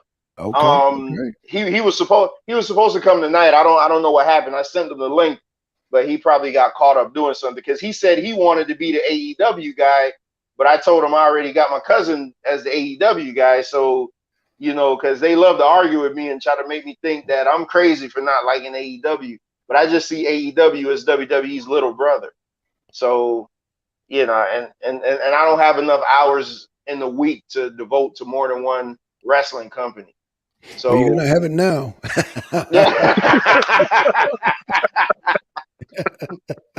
Hey, Black Sun, last thing. You know, so you know the whole little war you was having yesterday. Oh, so yeah. A video was uploaded yesterday, and it was an old video with you and the person you were arguing with. And I came on the panel, and we were going over the show that we did the night before. That was the night we introduced Venkaat. That was the first night he came on the panel, and we were talking about the CTE. And it hit me. Yeah. Would you debate me on a CTE debate? Yeah. Yeah, but pertaining to Chris Benoit. Yeah, how do you want to formulate it? I mean, yeah, we could do I that. now that I know you would do it, because another yeah. NFL player killed themselves today. So I want to look at it and see what they say about everything that went on. But I was thinking when I heard it, I'm like, damn, I wonder if Black Son will take this type of debate with me about CTE. Yeah, because it's similar to But vegan debates. They're really almost the same. Yep, I can use the same. But I want to base it on Chris Benoit. No, that's fine, and that's I'm glad you said that. Yeah, because it's still dealing with science. So yeah, I'm all with that. Yeah. That'll be. You need to watch that video that I put together. That first show we did, because I don't think you saw the edit that I did. I don't know about the edit, but I saw. I thought. No, I saw not you, Black Son. I know you saw it. Yeah. I know you saw it. I'm talking about Trevor. Oh, okay. Trevor didn't. I don't think you saw that video. You need to watch that video. I gotta go back and look at it, man. I got so many. I see a lot as I listen to all this stuff because I can't sit there and watch it while I'm at work. So my phone will be one place. Yeah, just go to the Chris Benoit portion. Just go to the Chris Benoit portion of it. I think it's part 2. Part 2, I believe. Part 2. Yeah, I think that'll be a great. We'll have to. We'll have to figure out like what the title is so we could know exactly what we're gonna try to prove. But I mean, I would let you come up with the title because as long as I know Chris Benoit could be involved in it, I mean, it'll be controversial as shit. But whatever. We need that type of. We need that type of energy. We definitely need that definitely adds range to the debates, man. So I would love to debate that. Hell yeah. All right, so fellas, I got to get out of here, man. I appreciate it. It's a fantastic show. Hopefully, no news breaks when I get off. Right. Well, you know that. Elon Musk, they said Elon Musk he's up for one of the bids. So I was like, damn, okay. I don't know. The team lost enough money, I guess. Right. Like I said, my daughter just came in here, so now I really gotta get out of here, man. So been a hell of a show, fellas. See y'all. Let's do it again next week. And at some point we'll get to that year-end review. So Bones, we definitely gonna need you on that because we want to go over all. Yeah, we want to go over all the top stories for the year, and you're gonna have to cover the AEW portion and the New Japan because I don't know nothing about that. So, peace, fellas. All right, Rob. All right, cool.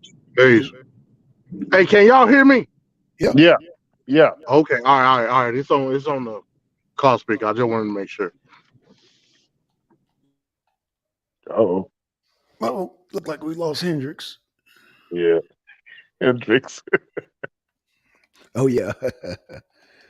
But yeah, man, I think, like I said, man, if it goes back to this actually opens up the door back before Vince dominated everything to go back to regional. And I think regional is good. Like I said, because let me give you a good example. Like Bobby, I don't know what, when I was watching Bobby Rush on the independent circles, and then when he got to WWE, it just messed up his whole, Mm-hmm. So yeah, the independent circles, I actually think are actually add more excitement, that people are more into it. It's just a different feel. It's like, it's not all that cartoonish stuff going on, with right. And it's all, that's that to me, that cartoonish type of setup is just a turnoff to me. And especially when you guys were talking about Disney, I'm like, oh no. Oh, I was just like, oh hell no. Yeah. It's already cartoonish as it is, and that would even make it more cartoonish, man. Mm-hmm. Yes, they would. Yeah, they lost me with like people like Doink the Clown and all that nonsense. I'm like, oh hell no, man.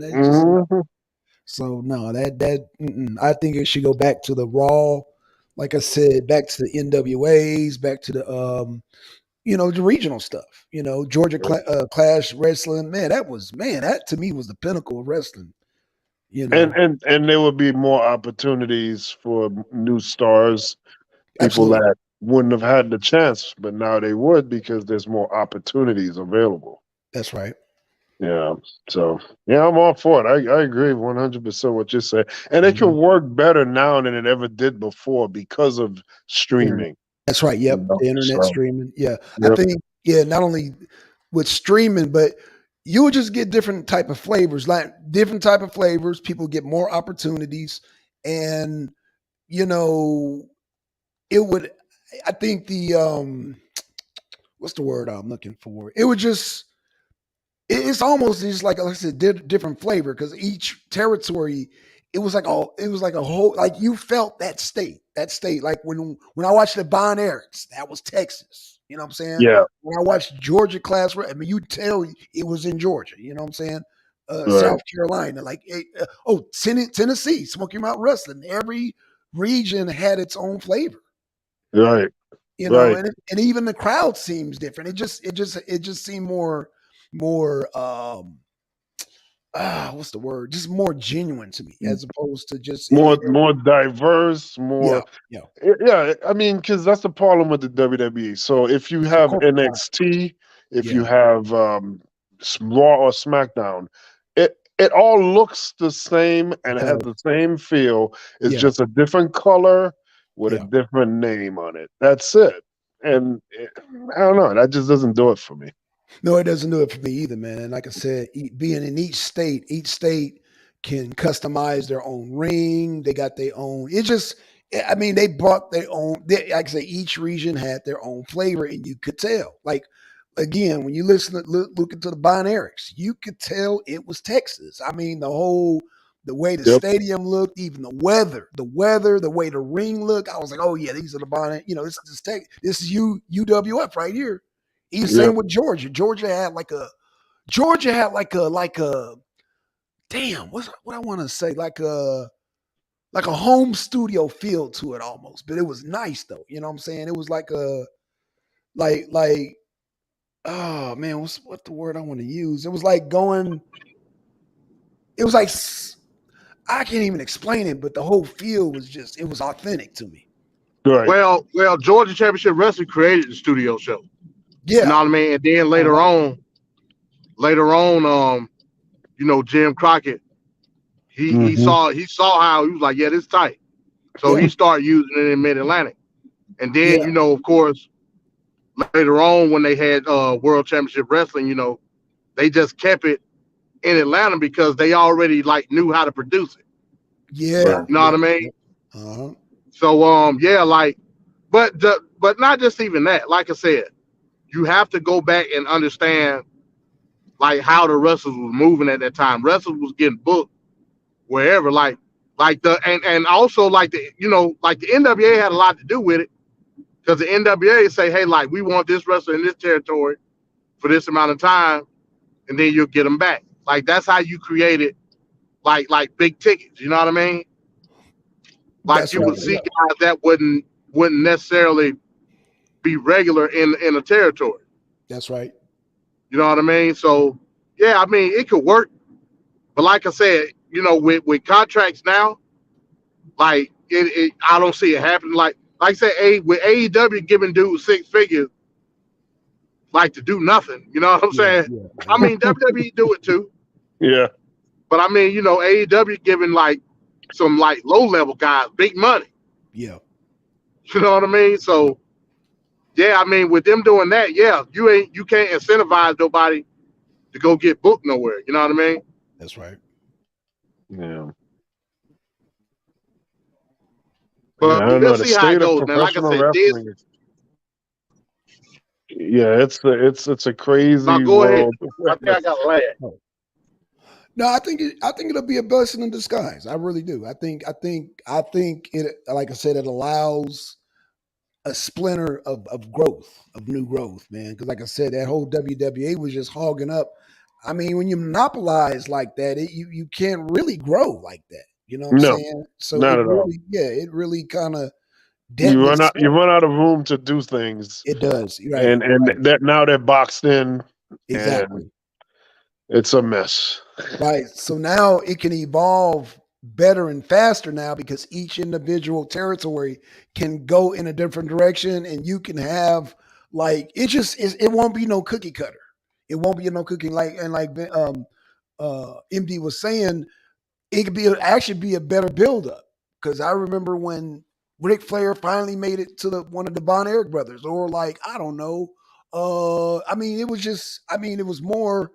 You could actually have a build up, like, oh man, I would like to see this wrestler in this territory battle this one. You know what I'm saying? And then have them move around. I think it would actually make it more exciting, and it would just be more palatable, more versatile. That's just my opinion.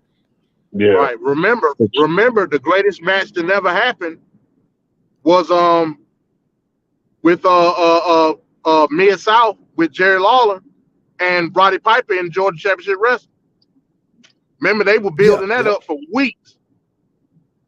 Yeah, and Jerry Lawler was coming to Georgia Championship Wrestling and cutting promos on Piper, and Piper was going to Memphis. Man, that was crazy. Yeah, it was. But they, man, I for remember that. whatever reason, they didn't never have the match. You know what I mean? That's before my time, of course. But yeah, Right. like Yeah, you can have, but you can have moments like that. Exactly. You know what I mean? And yeah, and no, and you're right. Even that buildup was even exciting. You know what I'm saying? Just the promos, except for it it drew a lot of attention, man. I remember those, man. Yeah, stuff like that is just, man. Oh man. Yeah, they could do so much. I think, like I said, it'd be more versatile with going back to split. Split up regions like that. I think it would do a whole lot better. I think you'll see actually more new stars, more better story plots. You know what I'm saying? I think, man, I think the stars the limit going back to the old way. I mean, back to the territories, as opposed to one monopoly corporatizing the whole thing. That shit, no, hell no. Yeah. And plus, it makes it more competitive. Now you got more. You know what I'm saying? It'll make it way more competitive. Yeah. Oh yeah. And now I wonder, like, what does this mean for like the videotape library? Because because they got WWE on Peacock right now, and essentially WWE on Peacock is like the Netflix of wrestling, where you could see all types of like things outside of WWE. There's like all sorts of things I didn't even know about they got on there. I didn't know that either. Shit. Yeah, their catalog is getting deeper and deeper, and like they constantly adding new stuff in there. Like they pretty much have almost everything every major event WCW ever put on is on there. Shit. They got all the world class. They got world class. They got AWA shows on there. They got like the shows. Wait, is that exclusive? Holy shit! Now, yeah, they have. Yeah, they have it's all exclusive that. to Peacock. And they still adding. They still have a lot more to add on there. And like they got like independent. I guess they're like buying up catalogs. Yeah, they're buying up catalogs. Hell yeah, they are. Oh, so WWE is like the Netflix of wrestling, and they you could just watch all that stuff from the past is in there, and then you still get to see what new events are coming out. You can watch it there too, so it's pretty good. I mean, I get it for free because, with Comcast, Xfinity. Yeah, I get they had a promo. I remember the promo when they came out. So I think you're good to go for like 2 or 3 years with that. Yeah. So. Damn. Okay. Well, I've been checking it out. I'm like, my God, there's a lot of stuff in here. See, that's the thing about people. They don't advertise stuff like that. That's no, they don't. They don't. Wow. They don't let people know how good it is. Like, yeah, I would have, man. Yeah, I would have jumped on that. I was just right. So you have all of that, and then like there's still the other part of it. They got movies, they got TV shows, they got all these things, man. And plus, they own exclusive content.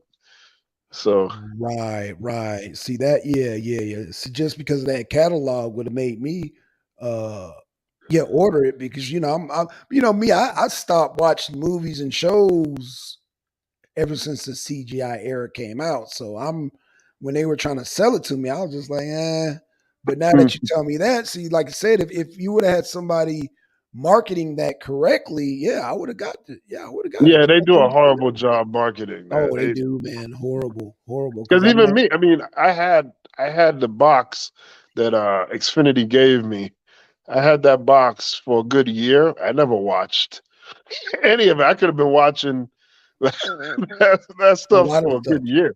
And I Exactly. just never bought it. I was like, it's not gonna be that. And then I just started like late last year, like in the mid last year, I think. I just started looking at it more and more. I'm like, man, God, there's a lot of crap in there. Well, just like me, I discovered, the whole Pluto thing. I've had it for, I don't know, over 5 years, and I just now discovered two TV shows that I think it was Doctor Who and Dark Shadows that I grew up with. Never knew it was on there. Oh yeah, Stumbled on that. Pluto is surprisingly good. It has it's for free, and you Yeah. get all this stuff you can watch. It's like it's Yeah, not but they bad. don't. Yeah, but they don't. I mean, I guess they don't have enough room to advertise. But yeah, if I would have known they would have had that, I would have been watching that a long time ago. I was like, oh snap, okay, because I've been actually looking to collect some of the shows that they actually have, and I'm like, oh, okay, cool. Yeah. So Oh yeah, yeah. but like I said, if Peacock got all the events, wow, that like I said, you need the right marketing people to market that to a whole new demographic because I if the girl called me right when she did trying to push Peacock on me, I would have got it if I would have known that. But with the way she was marketed and you get all the new Star Wars and I was man, I won't hear that. And I just don't know, thank you. I'm good. I'm like, dude, I'm almost 50 years old. I'm not trying to hear all that nonsense. Yeah. Right. Right. So Yeah. yeah. Yeah, that's funny, man. But Yeah, so yeah, if I would have known now that you told me that, I'm like, wow, now my ears perk up. I'm like, shit, because I would love, like I said, I love the old school regions, man. I love them, man. Especially the Mass Superstar. That man, like I said, yeah. is man. Was it Bill Eady or Bill Bow? I forgot his name, but yeah, he did. So to me, he was the promo goat. Mm-hmm. He was the Mm-hmm. promo goat, man. I mean, it was like I was watching an old gangster flick, man. Every time that dude he come up with some weird promo, man, I was just like, oh hell yeah, man. And then it's funny because when he carried that style over to actually when he did Demolition, Action Smash, he still had that same style. And he would like low key be telling jokes too, man. I'm like, oh, this guy's funny. I love him, man. Yeah. Oh yeah. Uh, you see Trevor there, he's saying shot me out for the intro. You saw the intro? Oh yeah. I saw. Yeah, Oh, I was in traffic when you did that. So yeah, right when you ended it, right before you brought him in is when I touched down. But yeah, the traffic wasn't as bad as I thought. But of course, I wouldn't have made it for on time because when right. you started it, yeah, I was in traffic. So I was like, damn, okay. And then I timed it, and then by the time you got everybody on. I that's when I made it through the door, and I said, "Oh, okay, this ain't." I mean, well, it would have been bad, but I caught everything as I was walking, getting from my car, and so I saw the intro and everything. But like I said, I wouldn't have made it on time. So yeah, I would have definitely been late. So man, I appreciate that, brother. Yeah, Yeah. I've definitely been. Yeah, I would have been here like what I came in at 8 o'clock. Yeah. Yeah, I would have been late as hell. Yeah, I would have been really late. So man, I appreciate that, bro. Yeah, you know. And like I said, yeah, it was smooth, brother. It was smooth. Like I said, the first couple of months I might be working late. So yeah, man, I mean, getting familiar with it. So that's just what's up, man. I love it. Yeah, I'm like, Hey. Oh, go ahead, real quick. I no, gotta ask. you go I ahead, gotta MD. ask Black Son something. No, Hey, go ahead, MD. Hey, so off subject, man. Did you put those two videos on private or something? oh no, I put it on the list. I'll put them back out. I didn't know if people wanted to watch that or Oh, not. because Yeah. I had them on my play later list, and I saw they was. I was like, damn, they're gone. Oh, you know what? I'll fix that right now. I didn't know anybody wanted to watch all that, man. So yeah, I'll put it. Yeah, I mean, yeah, I'm here for the drama. You know what I'm saying? no But problem. hey, I'll put it up. so you said the reason, like she said that you needed to be kicked out of the league for what? Oh, because she mad. She just mad. She said out of the league because I did a video talking about Minister Jesus. And I was like, yo, that was some weird, so I guess her perspective was like, You talking about Black Jesus Minister? yeah. What That he show. do? No, he was just on there like, oh, Chris Harris is not an engineer. Chris Harris don't make this much Oh money. yeah. Oh yeah. I saw something about that. Yeah. And so I made a video. Yeah, I'll unlist that too. I was like, dude, you sound like a scorned woman. Like, who cares what another man makes? Like, the only people concerned about what Chris makes is his wife and his kids. Like, what the hell? So yeah, I thought that was some old Jerry Springer shit. But the thing is, yeah, he got a bunch of views. But I'm like, damn, who's? And I said, well, you know, if you get a lot of views, I guess a lot of women like watching that. And if you a beta male, then I guess you like watching that too. Because to me, that was some gay shit. I mean, So what channel? So what channel was Black Jesus Minister on? Was he on on? SVDL. He was on SVDL. Oh, he was on. Oh yeah, that's right. That's right. Because I saw. SVDL, bro. I saw in the notification that came up. Yeah. I think I stomach maybe like 3 minutes of it. I said, oh hell, what the hell is this? I thought it was gonna be a debate. So why don't his black ass join the league then? You know what? That's a good question. I don't know. That's a good question, bro. I don't even know. I don't even know. Hell, he got time for it. He got plenty of time. Yeah, absolutely. But you know, it looked like he more fixated on drama than damn any type of scholarship. You know, so I don't know. You know, Black Jesus Minister, he'll go to any channel to debate. He don't give a damn what's going on. Oh, okay. Well, shit. Maybe he'll join the league, man. Shit, I don't know, but shit, what type of stuff does he even debate? Because that shit was all drama. Man, his name is Black Jesus Minister. Right. Okay. Gotcha. Say no less. Say no less, man. And yeah, you know, Noble, she was one of the drama queens, and so all the drama people got mad about that because they love that drama shit. You know, but it'd be mostly women, and that's cool. If that's you want to cater to and get views, then cool. It's just that's not a good look for a man though. A man talking about So Blackstone, are you out of the league? Oh no, I was just I don't know what's going on with the league, man. There's supposed to be a damn debate tomorrow. Mm-hmm. So yeah, I'm just kicking back, and like I said, I wanna number one, I wanna debate Rio on the pipeline debate, and I'm just like, Solar was like, no, we're not doing no more Russia debates. Well, I'm like, well, dude, to me that's a man topic. You know what I'm saying? So I don't know if you want to do Bible, because if it's a Bible, I don't do Bible. I don't do that. I don't do that kind of shit. So I don't know what's going on, man. We got Trev back on. What's going on, Trev? I had to get back in because I just heard what y'all were talking about. Oh yeah. So I like Black Jesus Minister is the reason how I found SVDL, because I used to be a Black Jesus Minister fan because he used to go after ISUGK, but now he's a caricature. He's just a clown. He goes from panel to panel, and all he does is insult people. He doesn't have any type of scholarship. And then when you try to get him to debate, he'll tell you, oh, your name isn't big enough, or, you know, typical run. Some nigga shit. So, yeah, but Solar's known him Solar said he knew him for like 13 years. So, you know, I get it, because you see the video. Black Jesus Minister and Solar used to be on Talk Real Solution back in the blog talk day. Yeah, that's what he says. So, you know, and you know the video got a lot of views, so I get why Solar did it. You know, it's all good, but it's mostly women too. It's mostly women, and one of the main women was damn Noble, and she damn got mad about that because you know she loves drama. She loves drama. So here's my thing, and the only reason I'm doing this is because I listen to Noble sometimes, and the fact that yesterday she did like 3 lives and they mentioned my name in like 3 of them, which I don't understand why.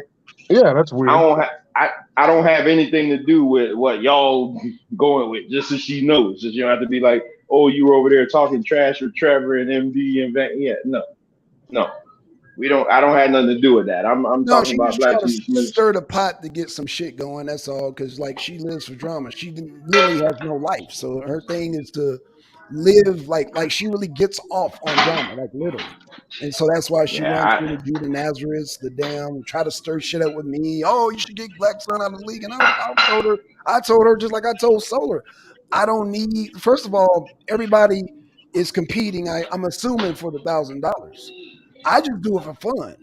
So number one, I don't need $1,000. I make more money than Solar. And that's not the damn put down yeah, Solar. I make more money but than her. So I don't need no even $1,000. I don't want no $1,000. I want to even debate with that, for fun, right? even with that yesterday, I didn't catch it live. I didn't catch it to the tail end. I Mm-hmm. wanted to get your attention and just be like you were going overboard with that part because Mm-hmm. Solar didn't have anything to do with that. Like No, I she, understand what that. happened? What happened? She went on Judah's panel. Judah was talking about whoever else. He was arguing. He was being Judah. He was Right. beefing with somebody else. She came on the panel and tried to stir the conversation to Exactly. you. Yeah. So she told Judah, she was like, "Oh, is this such and such over in SVDL who's afraid to debate the Hebrews? You need to get him." And Judah was like, "I don't even know who the brother is, so I'm not gonna say anything about it." And she I kept should trying to debate the get Hebrews. she kept trying to get him to say something about you, but he Oh, okay. wouldn't because Right. he don't know you. And then Exactly. that's when she struck up the video and was like, "Oh, Solar needs to kick you out of SVDL." So it's not like in all her videos now she's tagging SVDL in, and I'm Yeah, I like, "Why are see you that. doing that?" Yep. I'm Yep. like, "Solar don't have no Solar." In case you guys don't know, Solar likes a drum. He said he didn't. He doesn't. Yeah, he didn't. He didn't have anything to do with that. That was Yeah. Well, let me say this, off straight on cat. Solar. He didn't. I'm like, Let- yeah, he didn't have no, anything to do with it. no, and that's fine. But let me say this for the record, okay? Let me say this for the record. Everybody, and I feel like I'm a threat. Me and the Yanger are a threat to that money pot. So let me make this announcement to Solar and whoever. I will compete in the league, and I won't even compete for no money. I want to have a money debate with Rio on the pipeline. And But if Black it, Son, you running from me on the on the music debate, man. Come on, no, man. you know what? I'm glad you said that. No, we can actually still. We just got to formulate it. We can actually, you know what? We can still do a Bob Marley debate, but I will concede right now that he did more sales, that he was a sellout. I will concede all that. So where we? I mean, are we saying he's more revolutionary? I mean, what are we saying exactly? Because it's subjective. Music is subjective. At the end of the day, is what I'm saying. You gotta be careful, baby. Put some cream on it. See, the only Yeah, difference but between the Bob Marley and the Jimi Hendrix debate, y'all did not know that, that Jimi Hendrix got his sound from Tony Iommi. And so then, boom, here's the backstory. Like, no, nobody knew that. Like, I knew, well, nobody in the conscious world knew that because a lot of people don't listen to rock and roll like that. You know what I'm saying? But for the people in the music world, they know that. You know what I'm saying? But Tony Iommi, now he's getting the credit for it. But because Asar, I consider Asar a light rock fan, meaning he'll know about the Led Zeppelins. He might know a little bit about Ozzy Osbourne. So he's not a guitarist. You know what I'm saying? But now it's coming to the light. Yeah, Jimmy used light gauge strings. So when I said that, if you're not playing guitar, you don't know what the hell I'm talking about. Like you're like light gauge strings. What the hell? What the hell? Light gauge yeah, strings? I didn't know. Yeah, I didn't know what the Exactly hell that right. was. Right. So that's yeah. I was talking guitar talk, and that's why I said if you're a guitarist, then you'll understand it. But because and actually, I took a high risk with that because I knew a lot of people would not know the technical side of what a guitar is, like light gauge strings, mid gauge strings, banjo strings, nylon strings, metal strings. You know what I'm saying? All that plays a big part. And when Jimmy used light gauge strings, he was actually able to sustain the note longer. Meaning, if you take a standard gauge string and you stroke it, it'll go rare and it'll wear out. But a light gauge string, you can stroke it and hold the fretboard, and the note is still holding. If that makes any sense, I don't know if that makes any sense. You talking foreign to me. Okay, so that's why in the debate I use the analogy of a car with regular shocks and a car with hydraulics. You remember that part? Mm-hmm. Okay, so that's why I use that to use an example because I knew people wouldn't get what I was saying. So I said, okay, imagine a car with regular shocks. We all got cars with standard shock struts and whatnot, right? But we've seen cars with hydraulics, right? Yeah. Okay, so that's the same with the guitar world. So that's all that was, man. So yeah. So anywho, that's that, man. So yeah, Yeah, but and no, like, we'll probably make a video tonight about this video because she loves yeah, it. She loves yeah, it. but and that's the part that was killing me because, like I say, I liked her. I didn't have no problem with her, but it was just like she kept saying that you were sitting there talking to me and Solar. I wasn't even on that stream, so I don't know why she kept saying that. Because I'm just like, damn. Yeah. She just Then you got Aaliyah Muhammad, who another person who I don't know. I don't know who I didn't even know who that is. Yeah. She mentioned my name. She didn't say anything bad, but the fact that she's like, "Oh, Trevor needs to run from Black Sun because he's gonna, he doesn't know who he's dealing with," and I'm like, you guys don't understand. We just like YouTube buddies. You know what I'm saying? Right. Well, see, what she don't understand is that we're professionals too. A lot of people don't understand. See, and I'm glad you brought that up. See, a lot of people don't understand professionalism versus putting something in like taking shit personal. Like, they're women. I'm gonna just keep it 100%. Wouldn't they be able to run a business? Because at the end of the day, you don't have to like me. I have rednecks hire me all day because I bring about good business. So I get phone calls all day. Oh yeah, send that boy with them deadlocks, boy. That bad boy, he good, boy. He good drunk driver there. You know what I'm saying? Most red, but because it's about not liking me, but because I do good business. So, as long as it's business, hey, I bring it. And like I said, you don't have to like me, but I will bring the business. I will bring the business every time. You know what I'm saying? Now, as far as Black Sun will now as long as I'm in town, I'll never cancel a debate. Never ever. So hey, but that's just that's just me. You know what I'm saying? I'm professional in everything that I do. So my work speaks for itself. Yeah, I'm not worried about. I'm listening. And I'm like, God damn! I'm like, Black Sun talking about leaving the league now. I'm like, what? Oh no! I'm like, how? I'm like, how did this happen? No. What I'm saying is I want my real debate on the pipeline. To me, that's a real man's debate. Like me and Rio literally had a real, genuine disagreement over that. Like we really had like me, how me, you, and Venkaat, we might have some disagreements genuinely. Like, no, we didn't have to make up like, okay, Trevor, well, let's do Bob Marley. Or how we going to come up? No, me and him had a discussion. And he really believes Putin bombed his own pipeline. And just like America really believes that shit. But because he's only exposed, because me and Rio did a little interview, because he's exposed to only American media, he's going to make that statement. So I'm willing to make a money debate. And it'll be exciting because I don't care what the title is. When you hear money debate, people going to come. They don't care that it's a whatever title. When they say money debate, it's on. So again, Solar, if you out there, I want to do a money debate with Rio. I'm sure Rio be down with it. I would do a money debate with Rio, man. I know that shit will be fun. Rio can set the price. Because I'm not doing debates that bore me. I'm not gonna do debates that bore me. There's certain things that bore me. Now, Sister No More want me to debate Hebrew Israelites. There's plenty of Hebrews that would debate the Bible on many, many, many, many channels because they've been doing it for many, many, many, many years, and it hasn't changed. That's just me, you know what I'm saying? But hey, I'm sure you don't want Black Sun, their biblical debates are like this. They wouldn't debate. Their biblical debates are always like this: Are Black people African? Are Israelites real? Exactly. They would never ask a question. They would never debate me on a question that I asked. What has the Christian church done to advance our people forward? Like that's my question. Nobody can answer that. Nobody. They'll never debate me on that.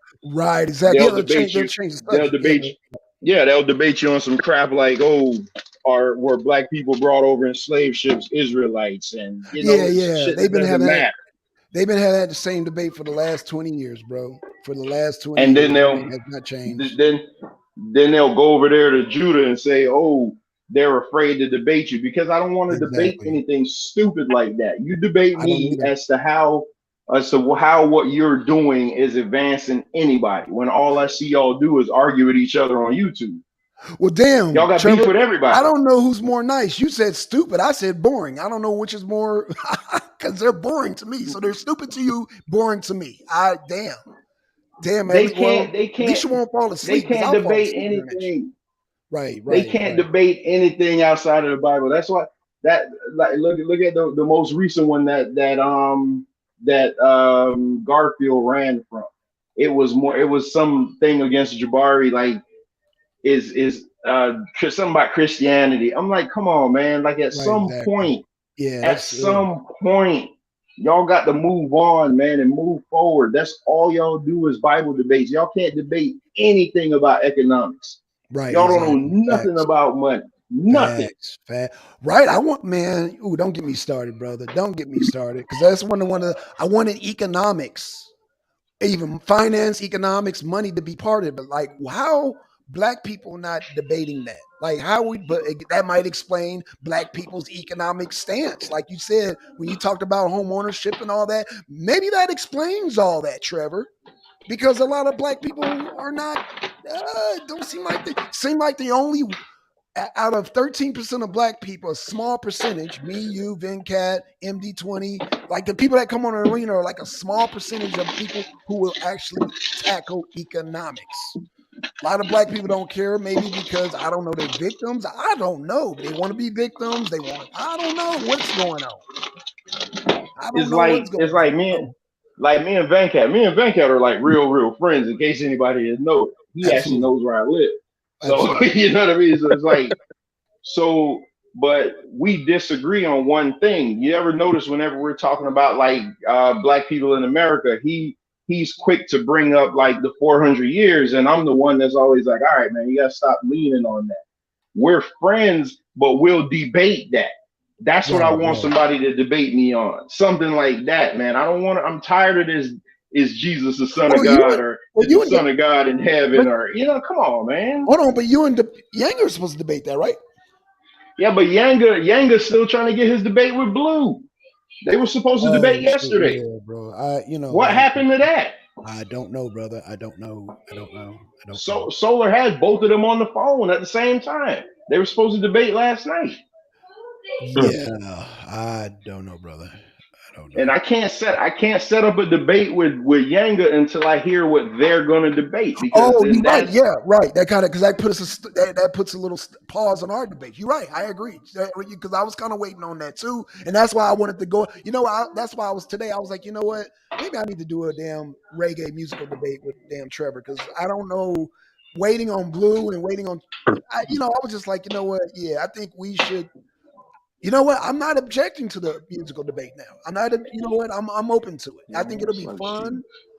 But I think we agree on a lot of things, though, Trevor, as far as music. No, we agree. We agree on a lot, because I'm for. I mean, I know I come off a lot of times. I think the only thing we agree on is you're more individual, and I'm more for collective. But when I say I'm more for collective, I'm just saying that I rather see the majority of my people win versus just a percentage. And that's all I mean. That they have to pick themselves up by their bootstraps is what I'm saying. And I understand that, but we could strike that conversation up on something else, because I know MD, because MD wants to do the reparations. Oh no, I think reparations is good. But I'm now look, I'm for reparations, but I don't think we should wait around for it.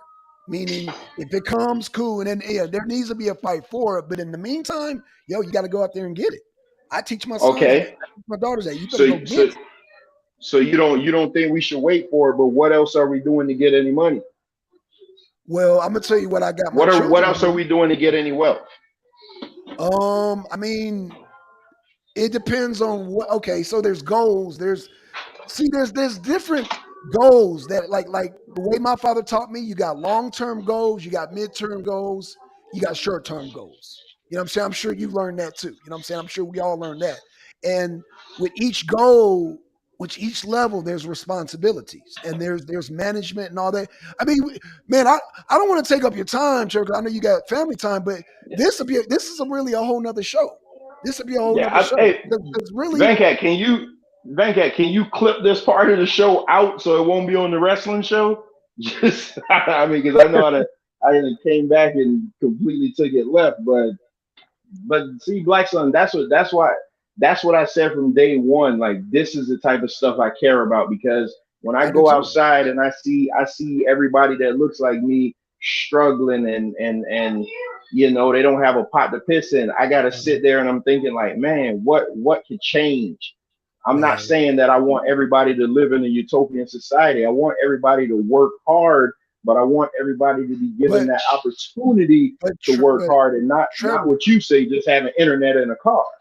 but no. But Trevor, everybody don't want to work hard though. That's number one. Everybody don't want to really like. A lot of people don't have the discipline to raise their credit score. Let me just say this: like when I say raise this credit score, you know, you know how many people I taught that, okay, when you get a credit card, do not spend over 20%.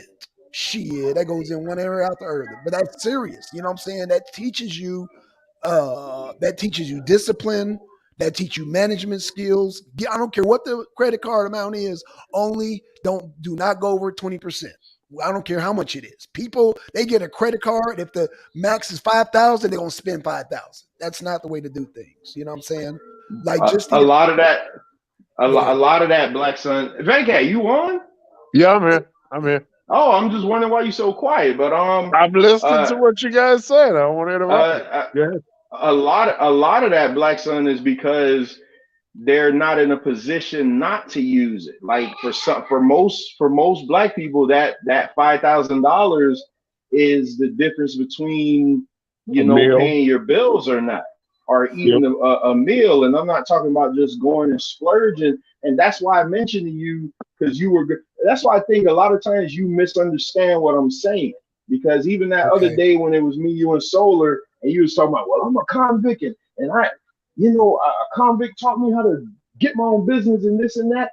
That is great. You have to remember, I wasn't born in this country, so I already have a step behind. But my dad taught me how to, how to get But you shit still have done. work So, ethics, right? We had work ethics so instilled in you. But I mean, whether you be from this country or not from this country, it still falls back on the individual. You know, I mean, but I what I'm remember. saying, Black Son, what I'm saying though, if Okay. you do real good for yourself, I know you do. I know what truckers make. My dad does that for a Right. living. He's been doing it for over 20 years. I know what you guys make.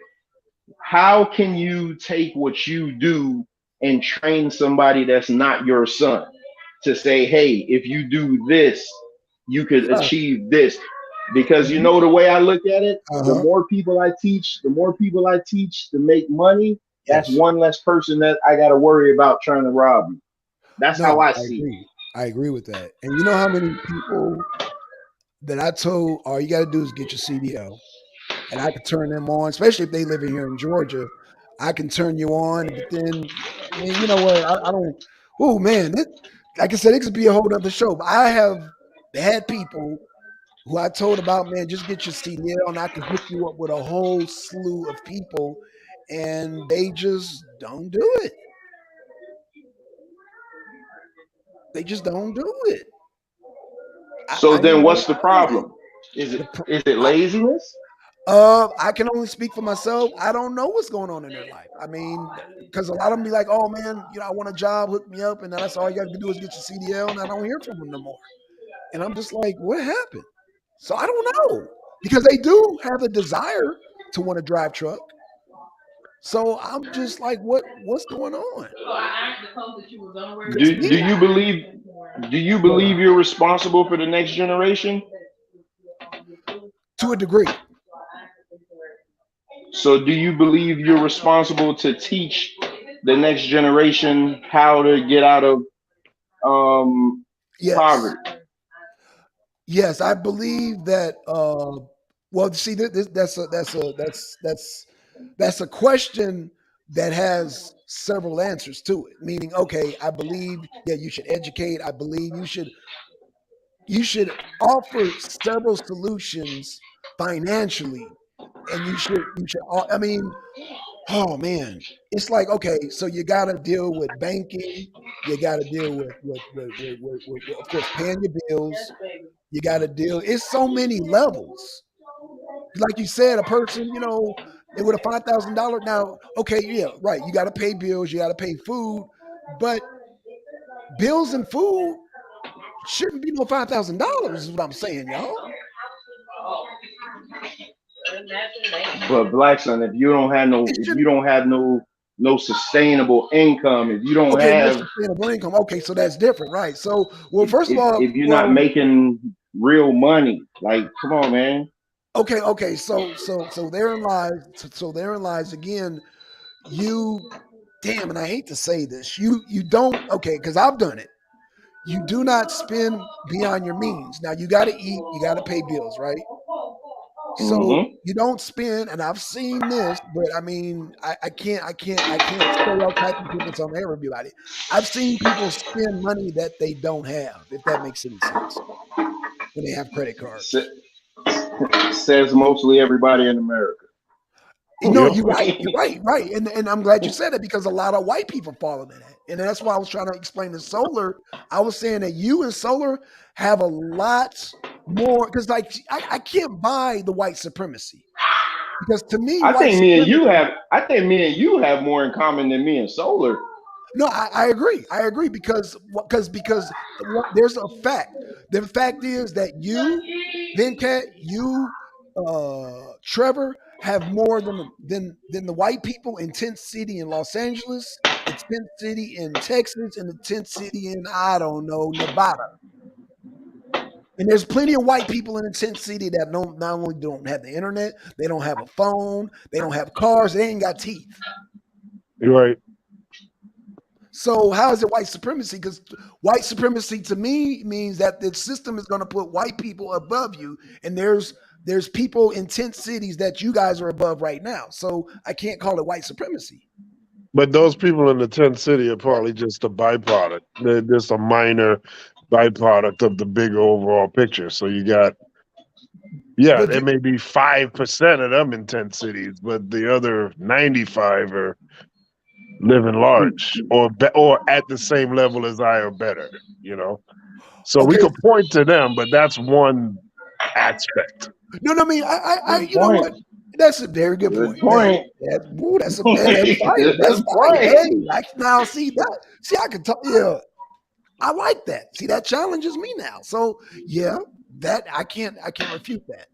But now we were talking about now the argument at the time, Venkat, was equal footing. Yeah. So I can argue and say, well, you're equal footing with a working class white person. Would you agree to that? No. Okay, I and I told can you, see why. I can see Venkat why doesn't because believe that. okay. Oh, you know what? No. You're right, Venkat. I'm sorry. Yeah. You're right. No. Because I can agree with Venkat too. I can agree with your point and Venkat's point because there's so many avenues. There's so many avenues. But when it comes down to it, I will say when it comes to collective, I don't believe that I should be judged based on 10 people that fucked it up buying a house or whatnot. And that's all I was saying as far as now here's Venkat because he is the goddamn reparations expert. So I agree with reparations. However, collectively, I don't think that Venkat, me and you should be judged on somebody who, I don't know, had a drug seizure on a house, spent drug money on a house, and then now they're judging us for that shit because we black. I don't believe in that shit. So I think we be judged as individuals buying a house or buying a car or, you know what I'm saying? When it comes to finances, it's your Shit, individual battery's right. going down. So that's all I'm saying. Pass And my everybody, charger. I yeah. just Hey, came good, back man. in. I don't know the context of the conversation. So, damn, you want to break it down, Trevor? Because I mean, So So we were. Damn, hold on. I gotta get this charger. I gotta get this Oh, charger. no It's problem, about no to problem, no die. problem. Okay. Yeah, my phone died. That's what I got. Yeah, I just got to the house. So what we were talking about, MD, was like, okay, so I guess like equal footing. Venkaat, can you explain it better? I know you can explain it better than me, man. I'm kind of tongue tied. I'm just listening. I'm just listening. I'm just hearing. No. So okay. So MD, I don't know if you heard the conversation with me, Solar, and Black Sun the other day, where Black Sun was talking about how, because he's a convicted felon and he started his own business and everything like that. And I keep harping like, okay, but that's you. What about everybody else? What about everybody? And he's like, well, you got to pull yourself up by your bootstraps. So I think he misunderstood me and tried to make it seem like I thought that we all should. So like if Black Sun is wealthy, then everybody should be wealthy. That's not what I'm saying. But what I am saying is Black Sun should teach. You're welcome, baby. Black Sun should teach other young brothers that look like him how to achieve some of that wealth, and not just hoard it to himself. And so then we ended up getting in a whole bunch of different areas based on that. And then I was talking about how, you're big on reparations. So if we got reparations, then it would at least be a head start. And then Black Sun brought up how Black people spend a lot of money on their credit cards unnecessarily and stuff like that. So then my counterpoint to that was a lot of us don't have hard money. So for us, that $5,000 credit limit is the difference between being able to pay rent that month. You know what I mean? So like that type of stuff. So we just all over the place. Yeah, my argument, Damn, MD, am I was on? that no, you're on. No, you're on. And my argument, MD, is like, okay, so I was talking about short term, mid term, and long term. So I agree. A person with a $5,000 credit card, you got to do what you got to do, but once you reach that, max out that limit, now your credit card goes down, and that hurts you long term. But okay, I do understand the circumstance because we talk about hard income. So yeah. I mean, it's damn the But dynamics. that's not a Black American problem. That's an American problem. Yep. True. Yep. Yeah. Well, okay, you're right, MD, but I don't know if you noticed yet, but all I focus on is people that look like us. Yeah, I get that, but when you talk about economic dynamic, like you can't isolate it. You know what I mean? That's true. Yeah, I agree. Now the issue becomes what happens when the credit card max out. What's the difference? What's the difference in wealth to the white man that's maxed out as far as the Black man that's maxed out? That's where reparations come into play. Right. Because we don't have that vantage point, which a lot of other American people have. Like so you talk about bootstrapperism, right? Bootstrapperism is a fallacy that came up in terms of what people deem the American dream to be. It's false. There is no such thing as an American dream. The American dream is to get to America. That is the dream. Yep. Everything else falls into play once you get there. What if you were already here though? Well, if you were already here, Trying to survive. except for the hell, if you was already here, then you probably don't exist today. So, you know what I mean? Well, but that's a totally different. Okay. No, I see what you're saying. You're saying that the American dream was a past concept. Not we're trying to use a old term and wedge it into new, this modern day. Well, yes and no, because it's a old term, but it's still being utilized just by a different subset of people now. Whereas back then it was more or less about economic standing on where the necessity was for a manufacturing standpoint.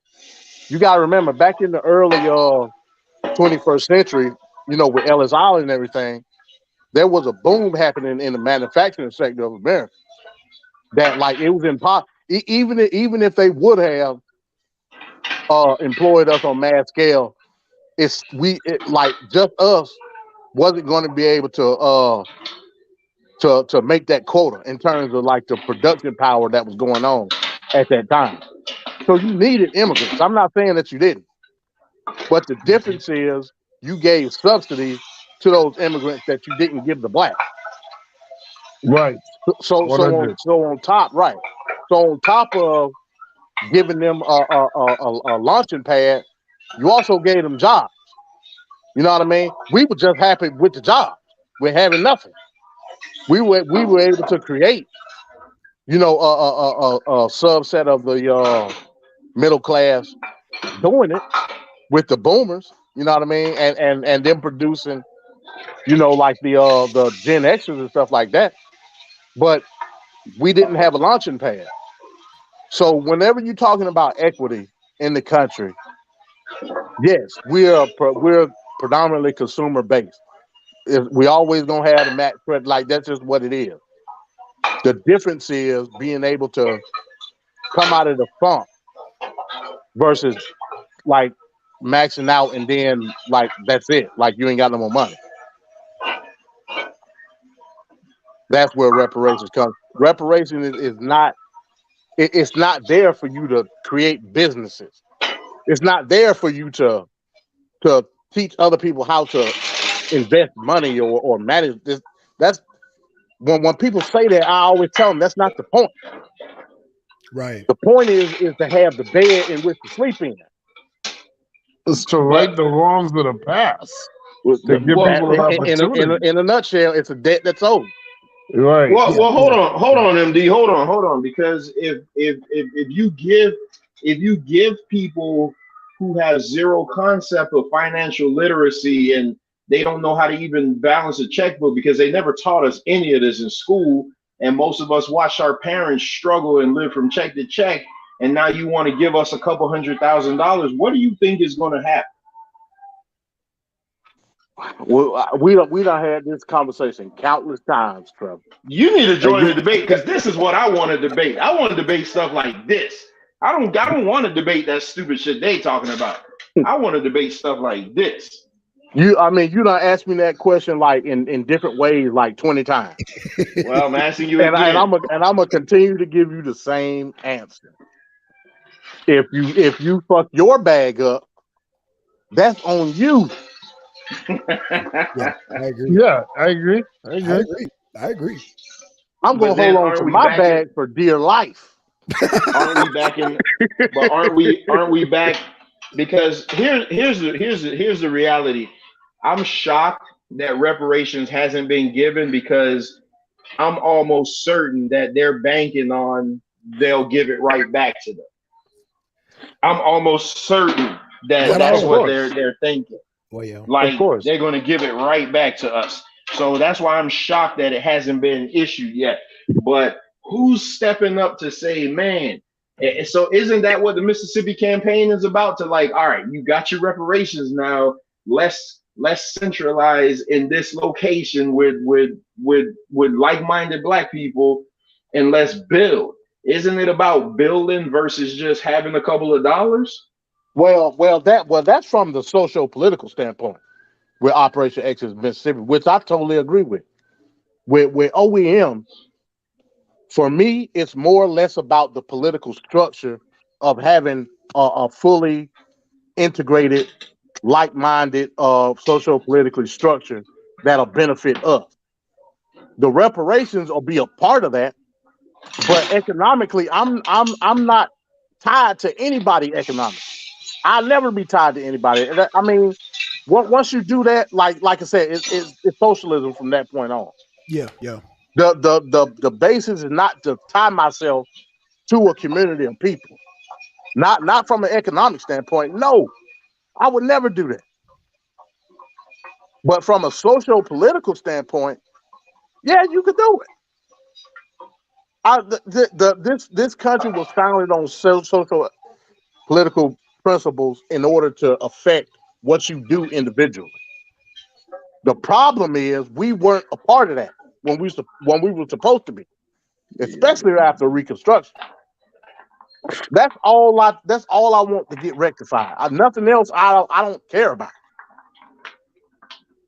Like that same argument could be used with white people that don't have nothing today. Yeah. You know what I mean? They were Right. given the opportunity. Their families were given recompense after the things that they went on with when they came to this country. We didn't. They messed their bag up, and now they in the position they in now. Yeah. Also, a lot of white people got taken advantage of as well. I mean, look at your Appalachian region. Yeah. They clearly got taken advantage of with an industry that's damn near like non-existent right now in the coal industry. Now, Yeah. what would have happened if they would have got together socio-politically and made a change about that? They didn't. All they cared about was their bag, to the point where the bag dried up, and now you got poor people in the mouth. That's on them. So we got to stop bending our success on what we have in our pockets collectively. That ain't never gonna work. What do you think about the coal industry in general? I mean, it's still here because we like a lot of the southern regions still use coal. Oh, that was my cat. Yeah, a lot of the southern regions still use coal, but it's dwindling. Yeah, You know what I mean? I always, first of all, I would say it's dirty, unhealthy. It's all these bad things, and you would think that people that are in that industry would want to transition to something else that could be a little bit better sustainable. I just don't get it. I mean, you work in the coal mines for all that time, then you develop these chronic diseases and illnesses. Like, what was the purpose of this? Well, So, tell that to the white person that died of mesothelioma, Yeah. but he was making $100,000 a year providing for his family. yeah, but You know, he's not I think provided he'll for. take the early casket When you knowing that his family's straight. You know what I mean? and when you're dead, you're not provided for your family, and they would pay $100,000 to get them alive. I rather make less money, be alive, and functioning with my family Well, than take an early exit. a lot of those people they still living off those pensions today. You know what I mean? Yeah. And speaking of mesothelioma, you got lawsuits out the Lawsuits, yeah. wazoo that's going out right now that's getting paid with them families. So I mean, it's a double-edged sword. I think. Oh, go ahead. No, I was just saying. I just think it's a lose-lose. I think human beings are losing off that. I think the planet's losing off that. It just never made sense to me. And like that whole group of people that are like fighting to hold on to that, I just thought it was such nonsense to me. Like, so many people, you come to crossroads in your career where you have to reevaluate what you're gonna do. In wrestling, we see that all the time. You have a point where something was working and it didn't work. Hulk Hogan figured that out. Sting figured that out. Then they had to change. They had to make a decision to alter what they were doing to continue going on forward. But for some reason, the people in the coal industry, from what every time I hear about them talking about it, it's always trying to hold on to the way it was. It's so silly. Transition your ass like everybody else. and make the necessary adjustment, because life is not a fixed thing. Life is a variable experience. So you got to be ready to make those changes and adjustments. Well, I got to push back on that, because if you know anything about the Appalachian region, what are they going to transition to? You can't use solar because the mountains block that. You can't use wind because You don't have the terrain to do so. Who says they have? Who said they had the right to any of those industries to begin with?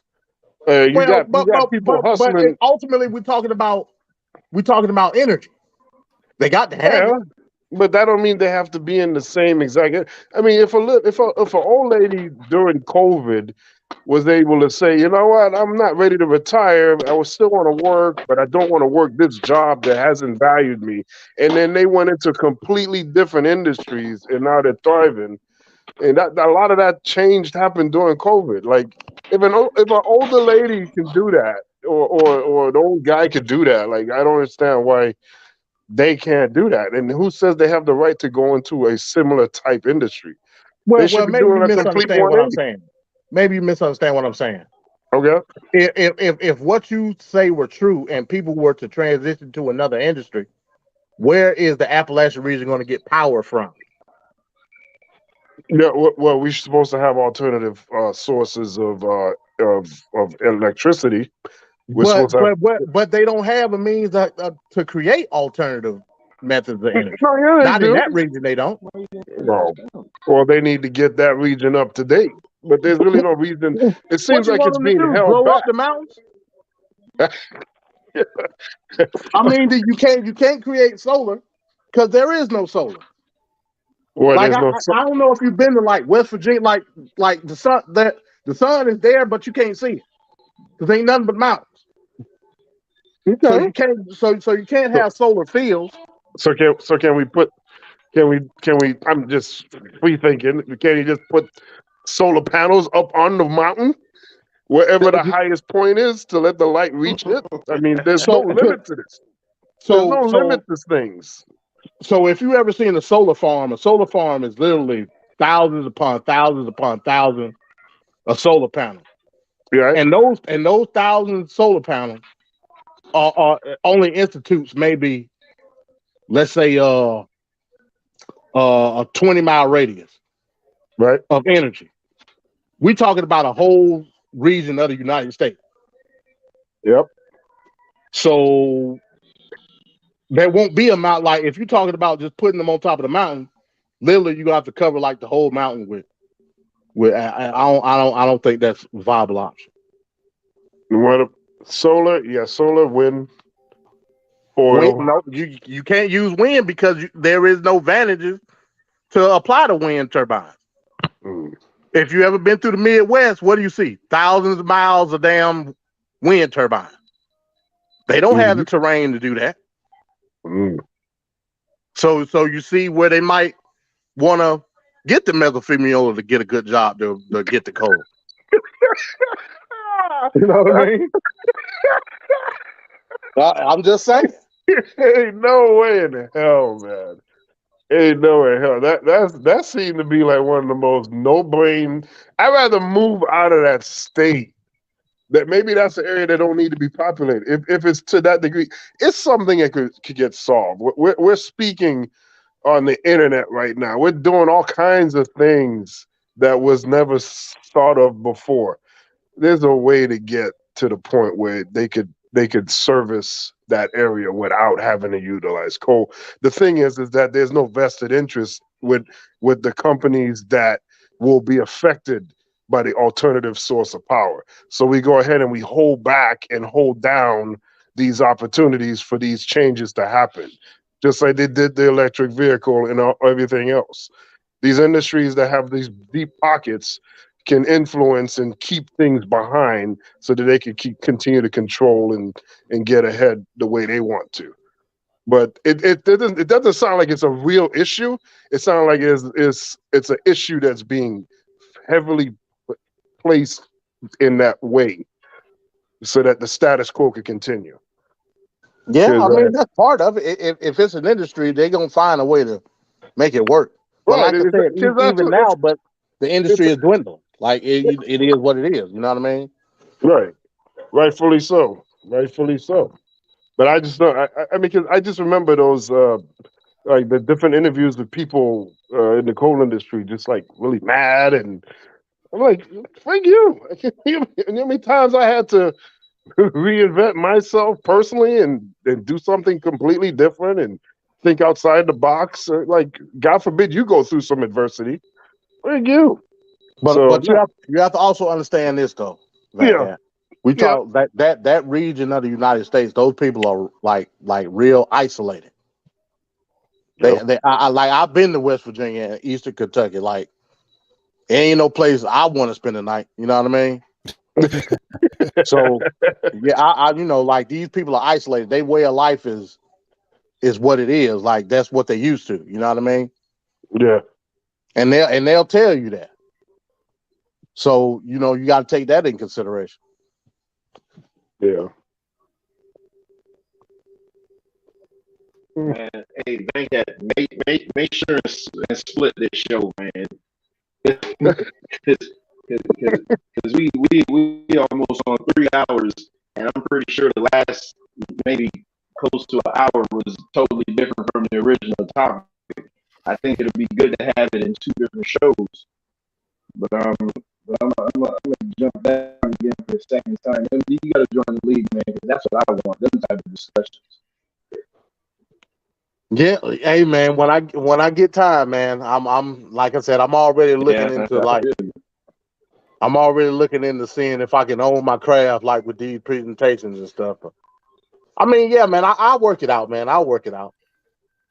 Yeah, I think honestly, I ain't even gonna say it, but I think the way things are going now, and like everybody, so busy and stuff like that, Trevor, you breaking up. he might as well just make this season like just like a recreational season, just so everybody can hone their skill and get their shit together, and then like just call it like a season 5 junior or something, and then come back with a real season 5 where everybody is committed to their titles. And I think MD said this a while ago that you should have your titles down ahead of time, like way before.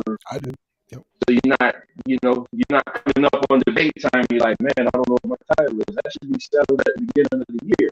Like the NFL, I already know who the Dolphins playing for next year because I already saw their schedule a couple of days ago. Like we should already know, like, hey, Trevor's going to debate Black Sun on this date. I mean, the date can change, but the title is locked in. Right. And I think if you lock a title in, and then somebody tries to renege on it or they want to change it, then they lose like 5 points or whatever.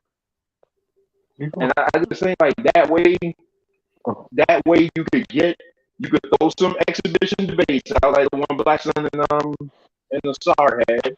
You throw some exhibition debates. You gauge the interest of the people. You get people to join because I was thinking about what you said the other day, Black Sun, about from the roster being as big as it was to now being so small. You do realize not having all those other debates, even though it was a lot of bullcrap, it was still debates. So now when you're trying to pull from 10 people to carry a whole league and a whole season, that's kind of hard. So I think, man, I don't know, man. I'm the type of dude, I'll call Solar and have this conversation with him. That's that ain't no sweat to me. And just be like, listen, man, let's just hone our time. Because he already said he's like really busy. The man in the process of buying a house. So he's working multiple jobs. He probably don't have time to even set streams up and do stuff like that. You got the debaters all over the place, getting into shit with people, and it's just like, let's just reel everybody in and say, hey, we gonna do this, and let's just use this as an X. Because I think like an MD, and I know Venkaat schedule is crazy, but man, like that would be like Trevor, good addition. Yeah. Your thing is breaking up real bad. I don't know what's going on. Oh, your mic. Man. Yeah, you on Bluetooth?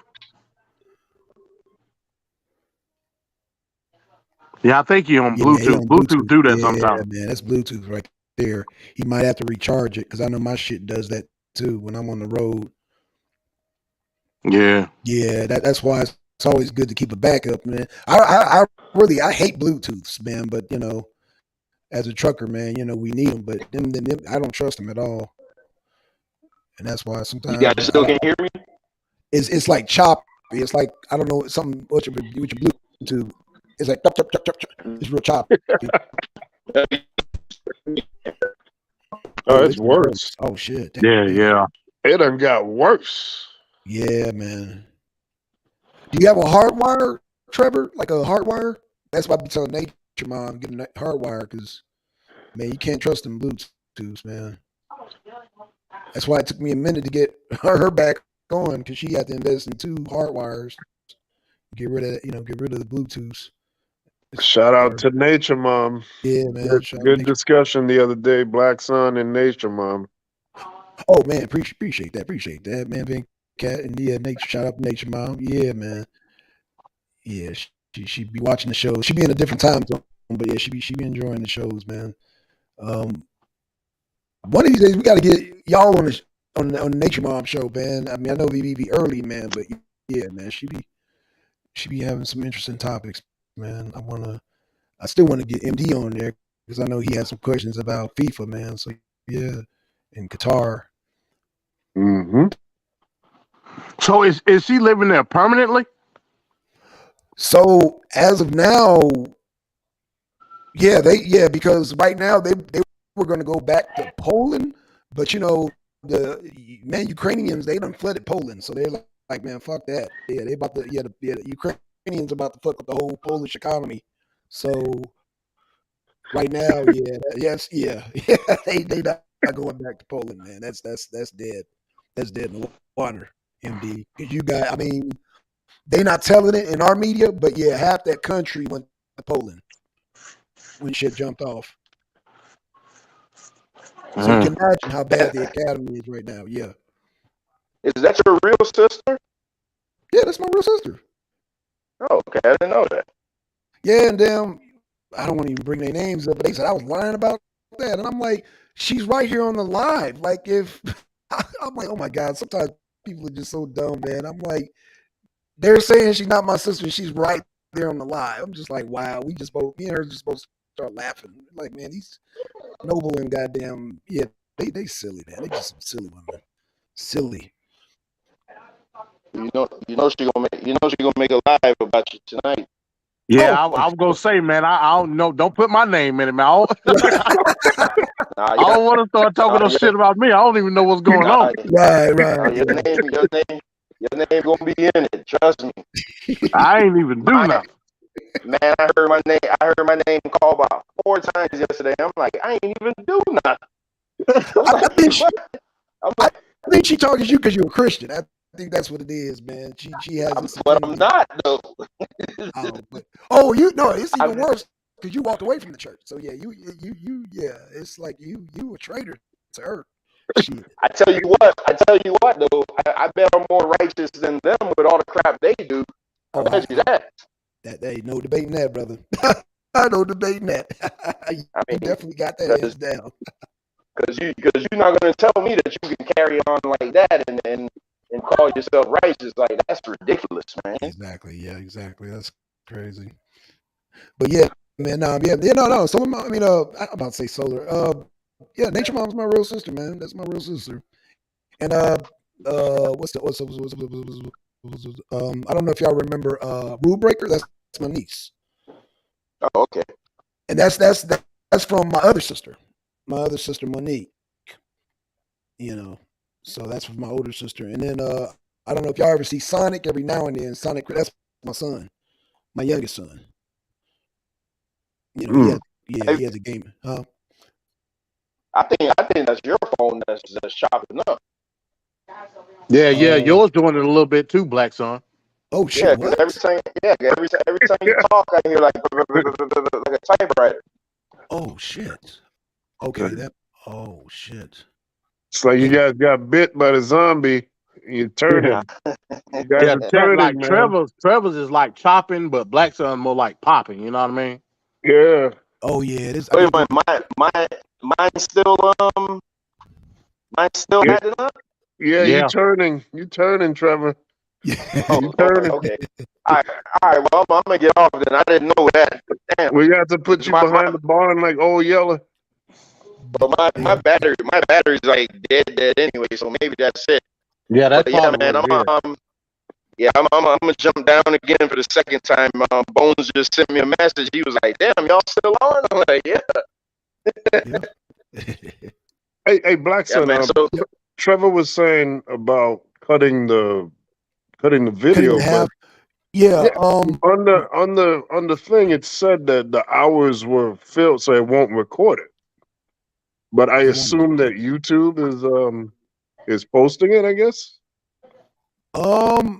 Okay, after we get off, I'm gonna have to check it because sometimes you can split it up just depending on how long you do it. I think it's like if it goes over a certain time, it won't let you do it. But if you stay under a certain time, like if it's under 2 hours, you can split it up. But if it goes over, they just post the whole damn thing. The YouTube is funky like that. I mean, at the end of the day, man, you can trim it. It don't matter. That's yeah. I'll work on it. I'll work on it. Yeah, that shouldn't be no problem, man. yeah, I was Right. just thinking, because it's like we were so heavy on the wrestling and just took this turn. It might be better to just make two different titles. Yeah, no, I agree. I'm gonna see what I can work, man. I can't guarantee anything, but I'm gonna work on it because yeah, YouTube be I sometimes I mean, can do it. yeah, I mean, we just shooting the shit, man. If you want to just trim the video, you can just trim it. You know what I mean? Okay. Yeah, we just chilling at this point. Yep. Black Son, did you see the outro that I did? I haven't seen it yet. I saw the intro, but I don't. Did I Yeah, see I it? did, I saw it. I Okay, did the I saw it when outro. you sent me on the phone. Yeah, but you sent me two. Was it two of them? Yeah, two or three of them, but Okay. Okay. the outro was one of them. Okay. Cool. Yeah, man, they tight, bro. I like them shit. And in fact, um, hell, I was thinking about I might. Well, I don't know. Depending on my damn equipment in the truck, I might do a pop up. But I'm scared to do shows from the truck now, man, because I think my Bluetooth is going out, man. I think my YouTube is going bad.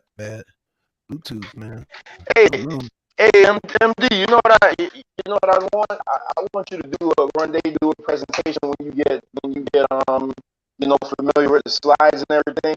I want to see what your society would look like post reparations. So like we got reparations. So now show me what that world looks like.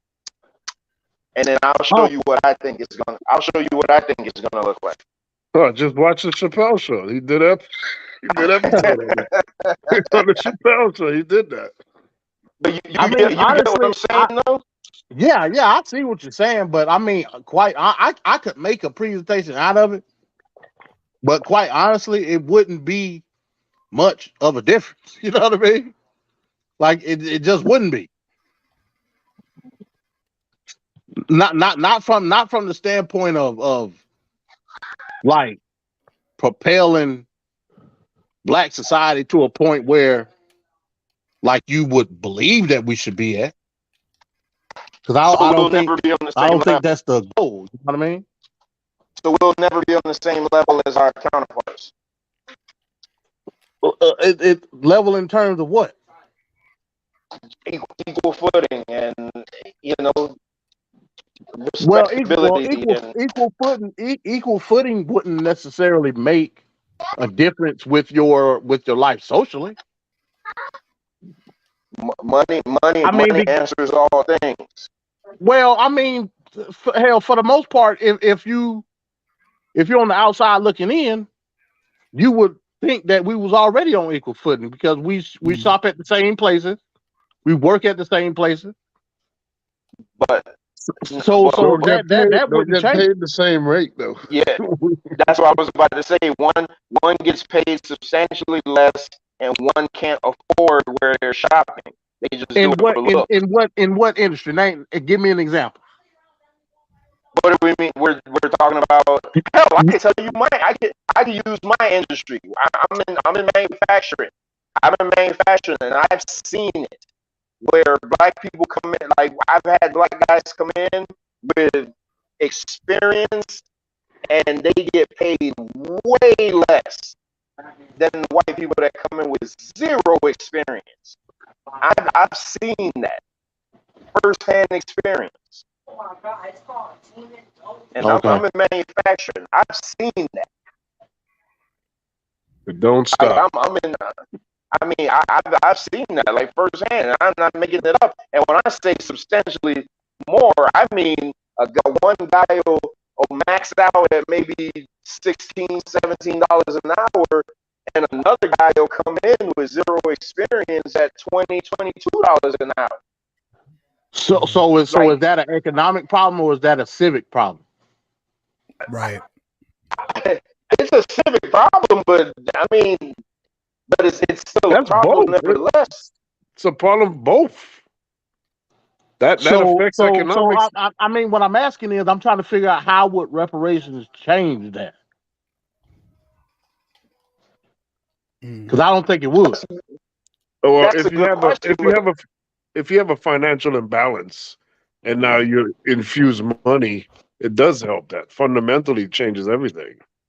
Well, Now what could fundamentally, happen? but it's not going to change the civics on how whites look at us. You know, I mean, that ain't gonna never change. I No matter could what. care less. I could care less how they look at me, to be Well, I honest. mean, I don't, yeah, I but, mean, like, but at the same, they've made their viewpoint very irrelevant. At a certain point, you don't matter. When you stuck on stupid, I don't need to dedicate my time to unmake you dumb. I don't. I don't have better things to do with myself. So you would just be irrelevant, and time will deal with you as it may. But I don't care how they view it. I don't really give a damn. I don't negotiate with haters, so I don't care. well, I mean, the only way that you could alleviate that problem is to create your own platform in which you're paying everybody equally.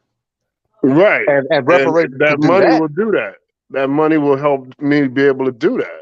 Yeah, but at the same time, it's still a civic problem. You know, Yeah. you just now got the means to do something about it.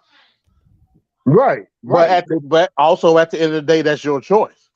See, like for instance, so if like a bunch of blacks are getting reparations, now there's a cash flow here, and now if you utilize the funds in a smart way, like what a lot of these companies do when they have a representation in the Congress, they have a representation in the Senate, because they're paying to get certain things done in their favor. We could have our own lobby.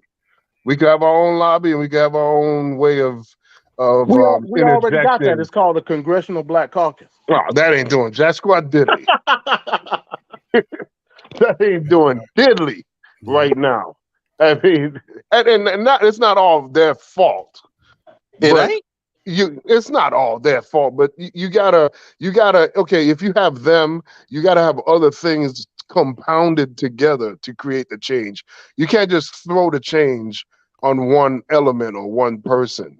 We did that with Barack Obama. That was kind of ridiculous.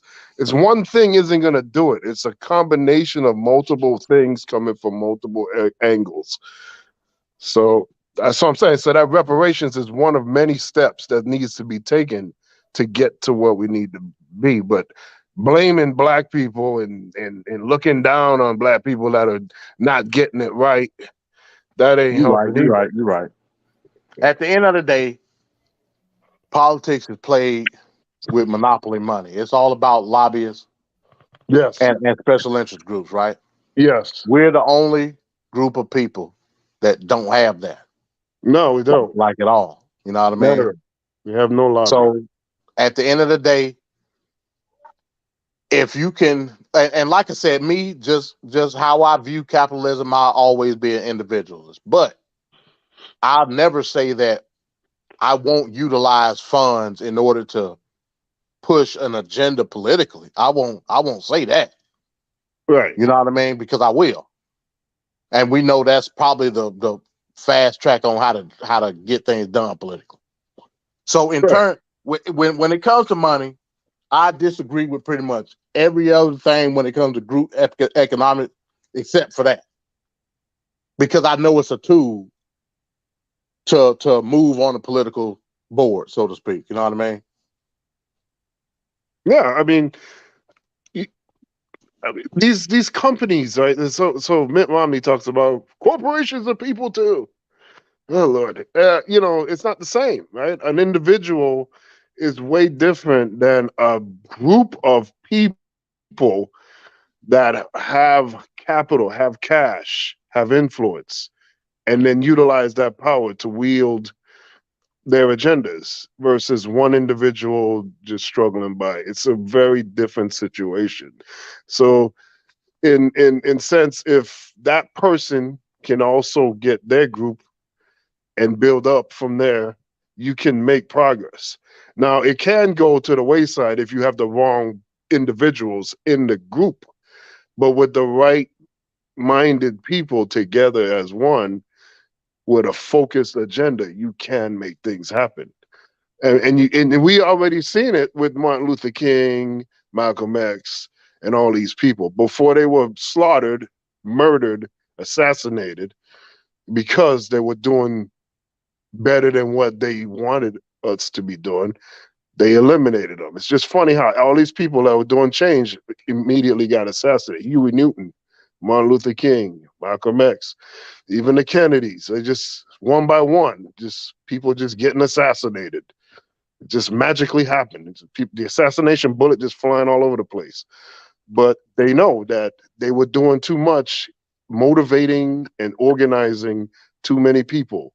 So they had to eliminate those threats. So a group can make a difference, and a group always does. You know, it's just, you just got to have the right individuals within the group. Yeah, you're right. But yeah, at the end of the day, like I said, group economics can be useful. You know what I mean? Like I said, I'm not totally. I'm probably like 75% against it, but the 25%, I can see it working from a political standpoint. Most definitely. Okay. Not bad. All right, well, fellas, for the fourth time, I'm yeah, I'm about to get off too. Yeah, y'all always say something else and just something back here, man. So, you know, this has been great, man. So I will get up with each other. No problem, All right. man. I'll see y'all next week, man. All right. Peace. So, we're going to close out the show. All right. And there you have it. Episode 5 of the Arena's Wednesday Wrestling Wednesdays. I'd like to thank everyone on the panel. And we'll see you next week. The show next week is going to be finally the year in review. And hopefully we can get that show going without any major changes. Hopefully Vince McMahon won't do anything crazy, that it derails the topic once again. But I'd like to thank Black Sun, of course, Trevor, MD20, and the new listener, Jimi Hendrix, and the rest of the Arena family. And we thank you guys for listening. Have a great one. We'll see you next week, Wednesday, for the year in review. Peace.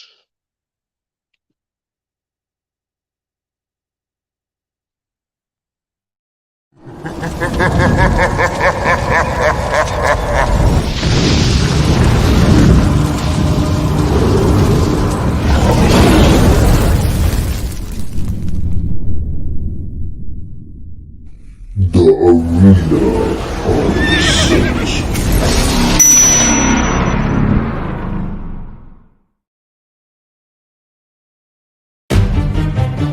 Oh yeah, Black Sun in the hizzle, oh the shizzle bizzle.